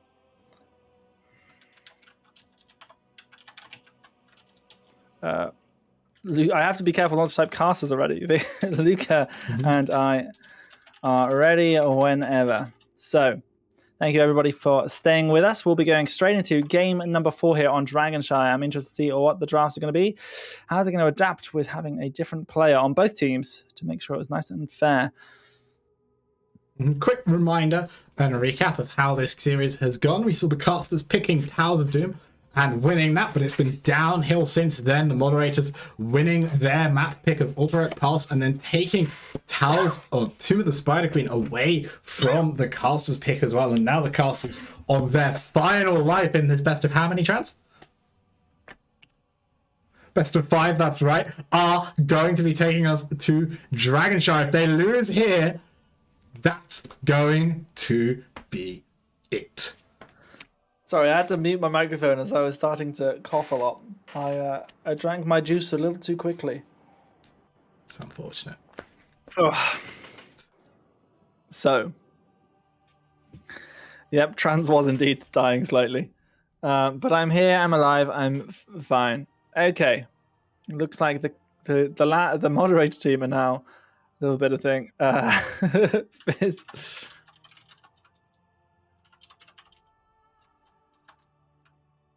Fizz is now back online, by the way. Guys, I took away my screen saying that we were no longer waiting. You can't now start me waiting. Are we going straight into the draft here? I don't know about straight into the draft. I think you might be fibbing there. I wouldn't define this as straight into the draft. Not entirely sure when the last series finished, but I don't think it was 10:56. So last game, the Moderators won. I need to pick that. And now, who will win this map? But once again, the voting will be up. Moderators against casters. Make sure you get your bets in. Exclamation mark bet A and the number of points for Moderators, and exclamation mark bet B and the number of points for casters. Luca will have to refresh that source just to make sure it pops up, which he has now done. All nicely. And here we go. Get your bets in. All in for Yosh, says Calypsa. How are we going to deal with this as the moderator team have first pick here? I think. Oh, they don't have to ban Medivh anymore. Ooh, very interesting. They don't. They are still going to ban that Stitches. I'm on board with this plan. Why am I getting Luca PV'd? What did I do wrong, chat? You need to refresh the betting Oh, it was source. there a minute ago. I could see it. I don't know, team. I don't know. Who knows? Like, I saw it was there, so I didn't care. We've got the team saying, "Are you ready? Are you ready?" We're waiting to see what is going to be picked up here now by the Casters team. We've got the Imperious ban, the Stitches ban.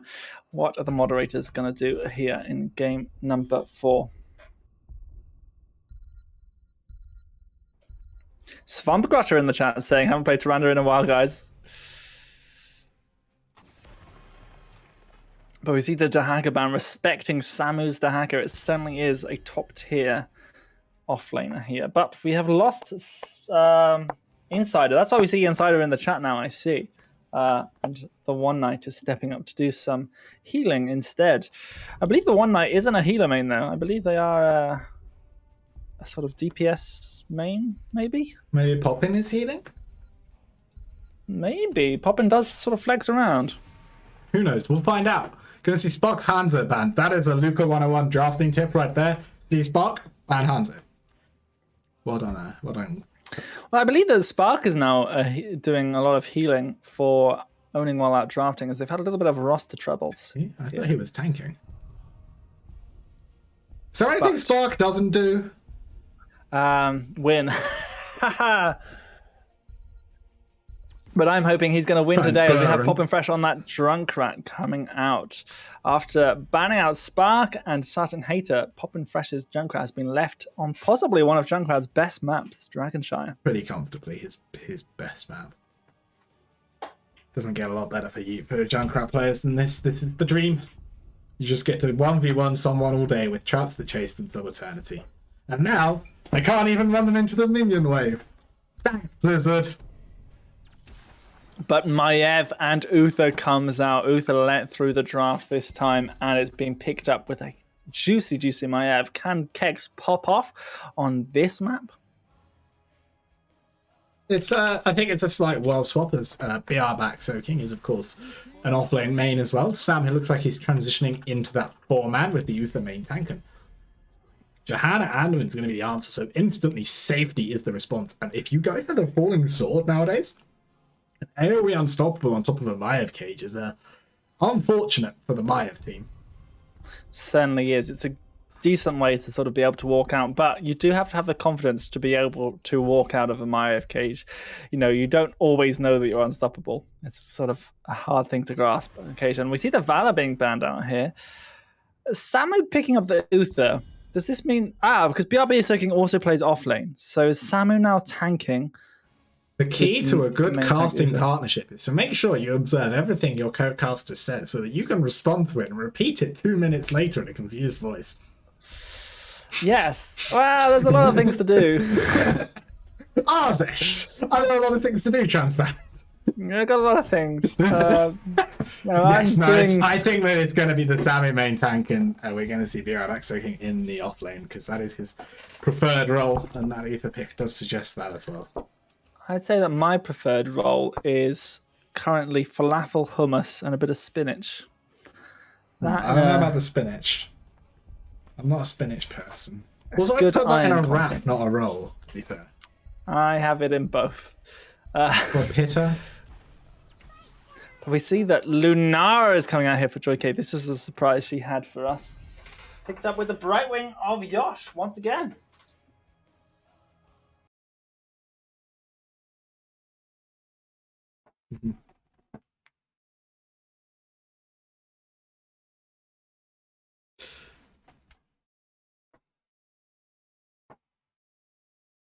I'm excited to see what value they're going to get from this Lara bot lane. Junkrat is very difficult to beat in a 1v1, but that's actually a little bit scary. Oni Knight is known for his liming, and so the kitty cats very rarely get to see it. But on the occasion where Oni Knight has to play something that isn't liming, Spark is a beast with that hero as well. He's definitely not outside of his pool. Finally freed from the grasps of playing alongside a Ming OTP, he is looking to make a strong showing here, but I think this is where we see Samu on the Uther. Now, Samu's Vikings, I mean, I wouldn't like to comment on how good Samu is on the Lost Vikings, but I will say that I've played Samu's Vikings a grand total of once in Storm League on this map, and I played Artanis and won. So make of that what you will. This is me again, you know, Altanis, Vikings. So, you know, maybe that's why we see back soaking piloting the offlane for this matchup.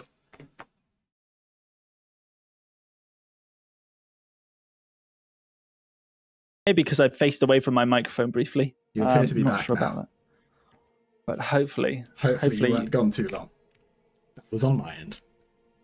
Well, as we see, we'll be going into game number 4 here on Dragonshire. Get your bets in, !bet A for betting. If you want to win your points, you can do !bet A, as the moderators will have surely rigged this to make sure they win the Nexus Rumble Best of 5 special.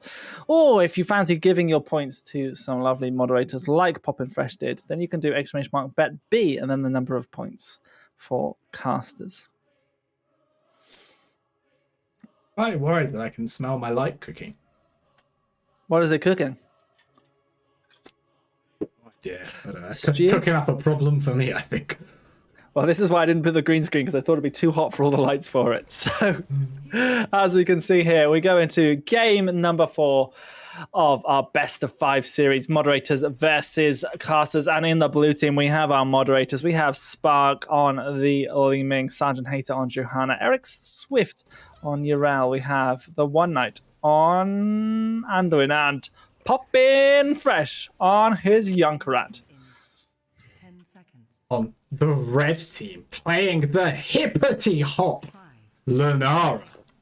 Gonna be Joyke. We're gonna see Samu on the Uther. We're gonna see BRI back soaking on the Eric. It's gonna be Yosh on the Brightwing. BRI back soaking is piloting Olaf. We're gonna have, who have I missed? Kex on the Maiev, and of course BRI back soaking on Baylog.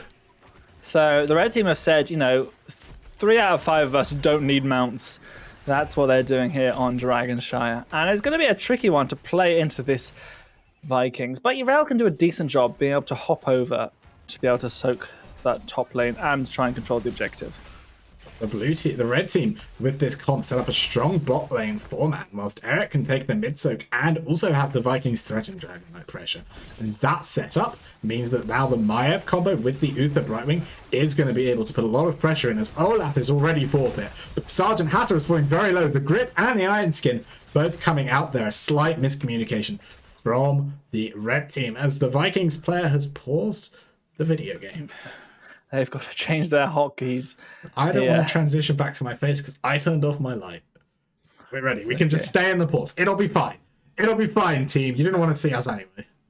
What are hotkeys? Poppin' Fresh asks, what are hotkeys? It's what Luke will have when his lamp is turned on next to his keyboard. Well, so as we see here, the red team, they're trying to push in this bot lane quite nicely. They have to be careful, as of course, a Junkrat can easily boop them over the wall and they will find themselves in grave danger very quickly. But Spark is going to be scouted out by this Lunara Wisp. Kex is getting teleported in, but ultimately no damage goes through on either team.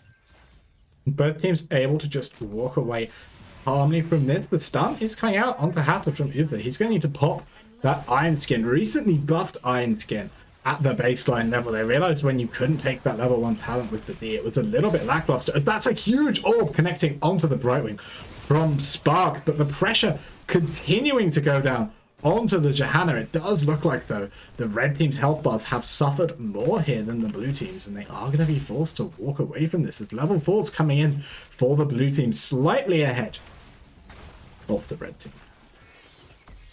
So right now, looks like the Reds are taking control of this bot point, and they'll be trying to dance the Vikings around at the top lane, where BRB Soaking has just stuck Olaf on the point. They'll be looking to try and sneak one of them in there. But they've had to commit, the blue team have had to commit Johanna to stalling in that mid lane. But ultimately, this just gives a good chance for the blues to maybe try and get a combo. But no, the red team can just push in quite nicely when that Viking is causing such a pest in 2 different lanes. But taking a lot of damage, and the polymorph comes through from the Brightwing. Down goes the Li Ming, and that's going to be the first kill on a full hero in this game. Joy is running down Sergeant Hatter now, putting a lot more damage on her. But the problem with this Uther Maiev comp is it actually gives them really low siege damage. They're getting the kills in the bottom side, but they're not finding an easy way to get value from them. Yeah, Joy's trying to poke in every so often with some sort of auto attack or blossom attack, but Junkrat is one of those heroes that can really stop any sort of push. And, you know, obviously Sergeant Hater can step forward with the Iron Skin as well, which makes it quite formidable. But a nice polymorph. Oh, there's a good pull as well. But overlapping once again with the Iron Skin.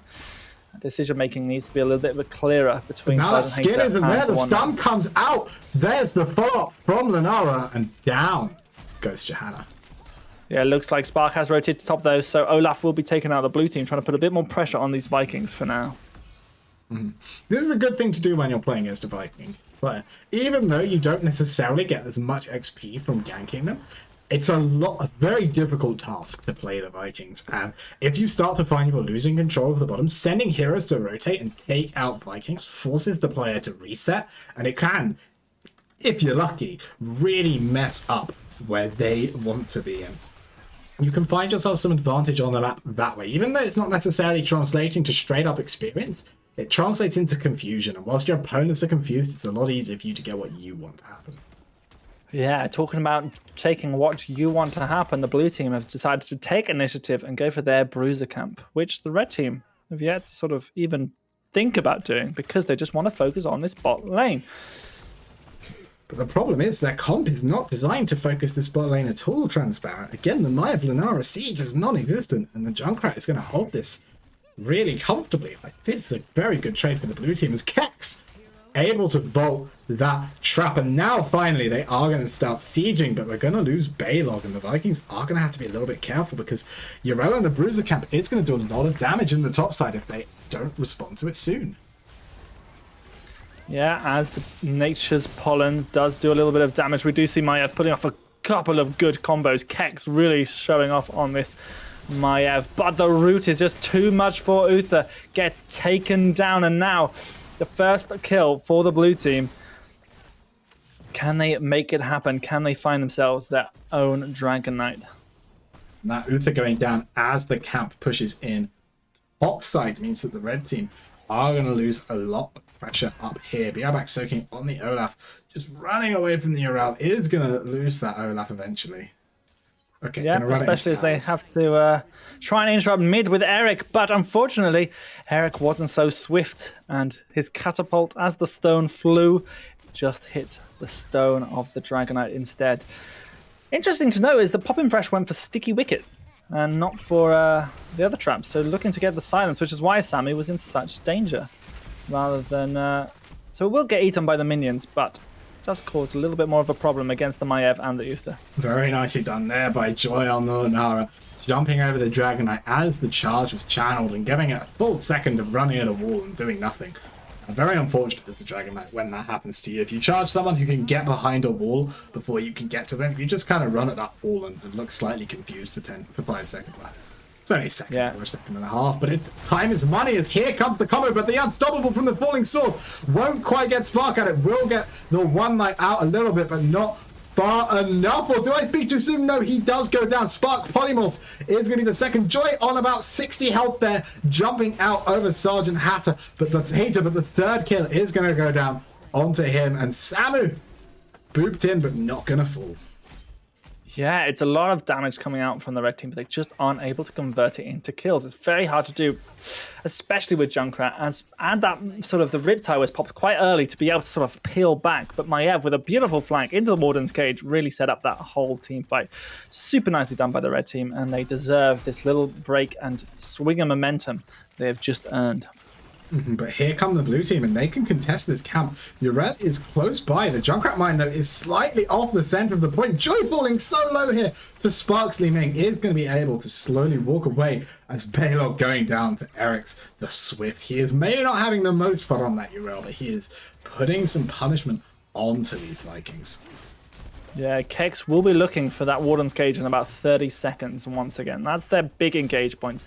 They've got this, but here comes the Light Bomb Falling Sword. It hits onto 2. There's the Falling Sword on top of it as well. The Unstoppable just in time to be able to make sure, and that's a really good safety. But Kex turning this fight around. Eric the Swift does go down the back line, and Win, though, is taken down by Kex. And Sergeant Hater able to pop the Iron Skin means that they might be able to get away. Spark is putting out the damage, but Johanna ultimately does go down. Samu is going to fall here, but it's going to be in exchange for Spark. And a great play coming out from him right at the start of that fight, though. Eric was looking to get a really sneaky ult off in the backline and charge 3 Vikings into his face, but Spark, just about sniffing it out in time, was able to take out the little Viking and keep the fight as a 4v4. Yeah, so a good attempt here from the blue team, but ultimately the red team are walking away. Once again, 3 kills to 8. But we've seen this all before, haven't we? Where casters have been down 3 kills to 8, and they end up winning the match, but no Probrius special this time. It's a tough spot for their blue team, and playing from behind with Li Ming can feel awfully hard, especially when they have such skills like the Great Spell Shield from Lunara. But she's going to go down here, taking one too many power shots. Kex is going to pop the Warden's Cage as much for defense as anything, but just about getting the Light Bomb off there, the Johanna, before being pulled back in. And now the red team trying to retreat, but the Junkrat stuff on the ground. The Johanna spinning around this Riptide, looking to claim Yosh, but will actually just knock him out of Spark's Q. That's very unfortunate, and somehow all of the casts escape with them. Yeah, all except Lunara, who obviously went down very early in that fight, but the longevity of it means that she's back now. The blue team, can they find themselves a second Dragonite in this game? They've been winning the objective, even though they've been losing these later team fights post-10. Winning an objective. Well, yeah. It's just the one objective, actually. Eric the Swift doesn't have the Ardent Defender, by the way. He has gone for Sacred Ground. So really looking to just control these points when the Vikings are being so incredibly annoying. As any Blaze player will tell you, 40 armor is a lot of armor, but it's not necessarily the same as an Ardent Defender, and he might come to regret that if he does get caught out later on by this Uther combo. But I guess the idea is with the Falling Sword, no one should really be caught out in the late game by these combos. Yeah, ultimately, Ardent Defender is a get-out-of-jail-free card, and obviously allows you to play very aggressively and sort of freely with the Urel. But they're just playing still on the point right now against the Vikings, as the Vikings have had to be put in charge of eating up traps down in the bot lane and sitting on the objective as well. Be right back, Soki. Rotating down the Olaf as Eric in the top lane is now saying hi to the Space Goat. A matchup that Eric seems to be enjoying as they play Ring Around the Rosie on your minimap there. But in the bot lane, Sergeant Hater coming in for the engage. Li Ming is the top side. They've just got that information, the red team. This is a fight that is favored for them. Sergeant Hater might have stepped up a little bit too far here as Kex is looking maybe for an engage, but as the tower is still standing, it's maybe not ideal. BRX Soaking trying to use his ult to get some value, but also, as both the other Vikings were dead, just to put the heroes on the map. Johanna able to get the Falling Sword out, but only able to drop into a cage. The One Knight dropping low on the Anduin. Lunara jumping in here, Joy K, but she isn't going to be able to connect a kill. Everyone is going to be able to escape with their life. In the backline, though, Eric's the Swift might actually be just a little bit too deep here this year. I'm going to get stunned out. He's going to go down, and Eric has gone to the top side to try and put some pressure for this Dragonite. The Light Bomb is there. It's going to connect onto the Brightwing, but he is going to be able to walk away now. Bareback Soaking on that Olaf, just buying all the time in the world as he sets up to try and cap the Dragonite with his other 2 Vikings. Yeah, it was a really nice play from the red team here, popping that play again to make sure they had that advantage. 5 versus 3, but ultimately Samu getting caught here for the Dragon Knight, saying, you know what, my life for a dragon. Her husband was dead, but he shall live once again through the spirit of Balog, the other one. Balog, the other one. Well, it's Olaf the Stout, Eric the Swift, and Balog the other Brave. one. Balog the Brave. There we go. I think. So the Dragon Knight, not really too sure what to do, has been put on wave clear duty, it seems, for the time being, as Lunara and Maiev try to find somewhere to be without that Uther main tank. Obviously, both Olaf and Uther can sort of work as a bit of a main tank, but without either, it's kind of tough, and the Dragon Knight doesn't provide a lot of CC, so walking into this keep here, fort even in the mid lane, means they pop down to very low HP quite quickly, and that Dragon Knight doesn't get a lot of value, but here comes the Light Bomb Falling Sword, which does get value. Oh, Brightwing just gets deleted from the Junkrat explosives with the Li Ming Orb, and the blue team try to find their condition of the momentum here in game number 4. Good job there by the casters, making sure they only do drop one hero. It's just going to be the Brightwing going down for them. As the red team regroup now, they look to try and make plays again out on the map. So the blue team decided to go for this Bruiser camp now in the bot lane, but the casters aren't willing to give it up just yet. Samu positions forward. They have the Maiev. They have the Warden's Cage available if they want to, but unfortunately, they give the camp over. Just a little bit of a misstep here, and Samu goes in to try and find that Divine Storm, but doesn't manage to press the R button before he perishes to his own demise. You do have to be so careful when you run that Uther main tank, because if you do find those fights where you can't take the engage, it's so difficult for him to be able to get out. As a great combo, decking the Lunara there with that Light Bomb Falling Sword into the Sparkly main combo. The blue team starting to find their teeth in this Dragonshire late game and getting a lot of pressure against this Vikings comp, making it very difficult for the team without a true main tank to really step up at the moment. Yeah, it's a little unusual, really, because in all honesty, I'd expect the red team to do much better in these later stages of the game. You know, I think they have the sort of the talents, the heroes. Obviously, the Lost Vikings do very well in the late game, quite frankly. But yeah, just finding these 5v4s and that Falling Sword Light Bomb combo is just such a pain. And Poppin' Fresh with this spread volley is doing a lot of damage in these team fights as well. Not to mention Li Ming with this glass cannon build, the Seeker and the Mirror Ball putting out so much damage when those keys connect. Yeah, it really can be so impactful. Just finding that all on one person who has been double stunned by the Light Bomb Falling Sword. Red team really trying to find this Dragon Knight. You know, the last one they had, it just wasn't quite as effective as I think they wished it could have been. But it definitely could still be an opportunity here as they look for something. Urela's top, Samu goes to find the stun, but the pull from the One Knight gets pulled back by Kex. Here comes the Light Bomb after the Falling Sword, and a beautiful punish means that almost everyone goes down, but it's going to be Uther the first one to go down. Spark looking like they're going to perish under that curse, and it's Divine Hurricane, so they won't have some sort of comeback. But here comes play again, locking down Eric's the Swift. He has his own cleanse available, and there is the Falling Sword once again. This level 20 upgrade just proving to be so much. Junkrat getting the Riptire double kill on the Vikings. Two hot quarters of a kill there.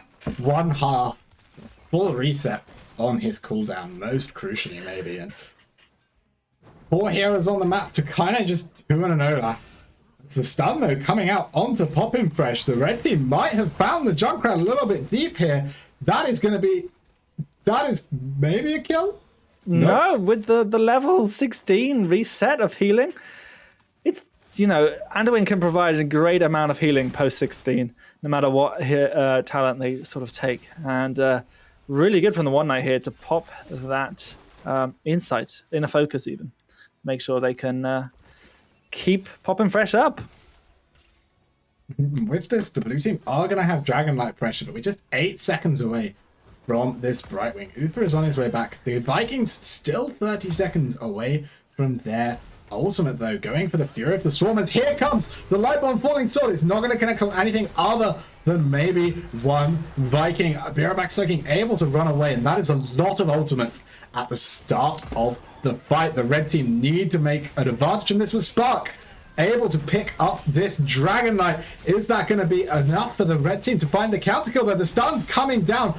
Here's the cage. It's ever so slightly off the money from Kex, though. Joy is diving in, and she is being punted really far, but it's Eric's that falls first. The One Knight trying to escape is going to find a Lunara. Samu is coming around for him as well. That's going to be No, it looks like he's going to be okay, actually. And Samu and Joy needing to find a way out here. The Junkrat mine punting the Uther back in. He's actually going to fall here. Joy as well, dropping very low to the Johanna, just about able to walk away. But in the bot lane, at almost full health Dragon Knight, 48 seconds left, he's going to start wailing away on a keep. Yeah, the red team actually doing very well to stay alive in these scenarios, but they do have a Dragon Knight. There's not been a Leeming in these team fights. And quite frankly, they need to go back. The Vikings are all there to try and defend now. They do a lot of DPS by themselves, and they're trying to shred this Dragon Knight very quickly down. So it's going to be a successful keep defense for now, as Leeming is scared for their life. They're having to walk their way back to where their Anduin is. They need that pull to be able to get out of there. There's the pings of assistance. I need help. I need extraction. Sergeant Hager's there going, yep, I've got the zoning. I can do it. But Lunara looking for that flank, unable to find it due to that mine. Sergeant Hayter maybe a little bit deep here though now, although with that level 4D, the huge shield going to be more than enough. The blue team are all safely out. 7 seconds before Uther is back, but here it comes, Falling Sword connecting onto no one. Eric going to be a commiseration prize only. Again, the ultimates from the blue team not quite getting the value they were getting before. Well, Junkrat's Riptide was interrupted by Olaf with that Largen in charge. So really good play hit from BRB Soaking. Making sure that now goes on a 75-second cooldown instead of getting that cooldown reduction that the Riptide gets at level 20. It's a truly monstrous talent, that. Hit 3 people with your ult. Guess you just get to use it again. Yeah, I can't quite believe that it's 3 people and not 4. Like, that's the thing that astounds me. But definitely still at one point. The blue team are looking for something. They don't have their heroic abilities though, and Kex has popped their Warden's Cage, so it doesn't really get a lot done themselves. The blue team trying to still find something with that reduced cooldown, but here comes Mayev with the big pull, looking to try and find that Q. Doesn't find the reset, unfortunately. Samuel Place has to use the Hurricane of the Storm. Divine Hurricane, even. Only a 40-second cooldown. It's going to be back soon. The Vikings are still spread out across the map. BRB Soaking hasn't pulled them all in here. Samu, though, getting knocked in by the Junkrat. Is that a problem, or is that just an engage? The light bomb won't connect, but Lunara first to fall here. Now, BRB Soaking going to lose Olaf as well. Kex doing his best to try and find an angle as the Mayev, but it looks like level 20 is just favoring the blue team a little bit too much here. The lack of a main tank causing too many problems for this caster team, and although we have got Balog on the flank, I am very worried for the casters right now. Yeah, especially as these shrines activate in 10 seconds, and the blue team have enough momentum, enough wind in their sails that they can try and make sure that the Vikings don't get an instantaneous capture, as they look to be positioning around for that sort of thing. So I don't think Sammy wants to take this 3v5. I think they may be able to still do some sort of defense against perhaps the Dragon Knight, or at least the channels, do some ring around the rosies with the Vikings, make sure that the blue team can't quickly and easily find something. But Spark is in a little bit of trouble here. The route means that Samu, his forward approaches aren't able to be done. Red team trying to put a little bit of value out of their Dragon Knight pressure right here. BRB Soaking on the Balog, just looking to try and put some damage out. But Eric is going to lose that pop point to Urel eventually. He just really wants to try and make sure he can keep Eric alive so that Urel can't leave that top side. Yeah, and obviously, though, they've had to rotate the blue team here. BRB Soaking is going to find themselves in danger from Spark, but the red team see this as an opportunity to engage. The light bomb comes off, but so does that. Oh, there's a beautiful stun here onto but the Mayev is the first to die. The Poppin' Fresh is able to live. Uza's gone down as well. This looks like it could be all over here for the caster team. They get so close to getting a good amount of kills in that Warden's Cage, but in all fact, I think they lost too much here. The spread volley from Junkrat just being so much damage, causing Mayev and Uther to drop. That light bomb is just getting so much value in fights, especially at 20. We saw this last game as well, giving 50 armor when you cast the light bomb just does so much to keep the target alive. And when you can come back and land those stuns on 2 or 3 members, you really set the Leeming up, as Poppin' Fresh is going to be the target. This is the Hail Mary play. Have the red team got it? Can the casters get there? No, it doesn't look like they can, but Spark falling really low here. Can he get to the well in time? Yes, he can, and I think this is all she wrote, Sammy. The route coming down onto Lunara, but it's going to be Brightwing that falls first. And after a poor showing in the first series, The Moderators have come online and not quite reverse swept. But Yeah, it's unfortunate that Fizz, someone who was sort of playing very, very well for I wouldn't say the that. red team, had some power difficulties, but the Moderators certainly pulling their finger out, really trying their best here in these last 3 games. And now attacking the core with the Dragonite. It's still not over yet, though. There's still a fair bit of damage going on to them in the backline here. Maeva's trying to find some sort of kills. Poppin' Fresh has popped their Riptire, killing out Uther, but Anduin goes down. The Dragonite is now auto-attacking on the core. Here comes the second Riptire. It looks like this could be all over. They think it's all over. It is now. Ladies and gentlemen, obviously things might have been different had I been available, but unfortunately pulled into casting here with Transparent instead. A very tactical move by him, taking the casting superstar out of the roster, instantly signing him up as production. Very well played there.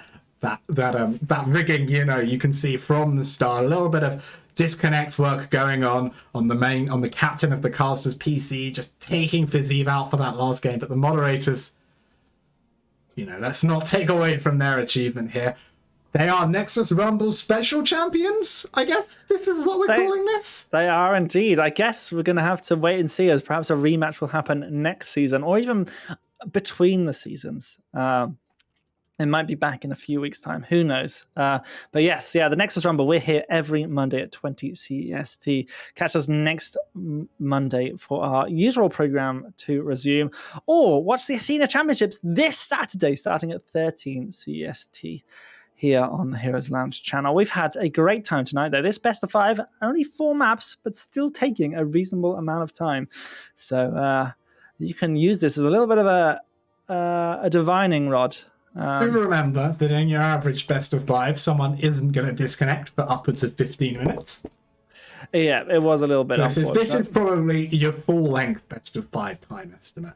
What I would say. We went on for a while. It was some very close games. This is definitely your long case scenario. But thank you massively to everyone who joined us. The Nexus Rumble will be back in its slightly more normal guise next week as its final week of its King of the Hill style tournament before we see the grand return of some teams. So make sure you're tuned in for that. Make sure this Saturday you're tuned in to the main channel, to myself and to others, casting the Athena Championship. Going to be some awesome and incredible games there, I'm sure. And I have been Luca, and I have been joined by the wonderful Transparent. Yes, thank you very much, Luca. I'm looking forward to all the events that Heroes Lounge have coming up in this week. So make sure you follow, subscribe, and we'll see you very, very soon. Good night.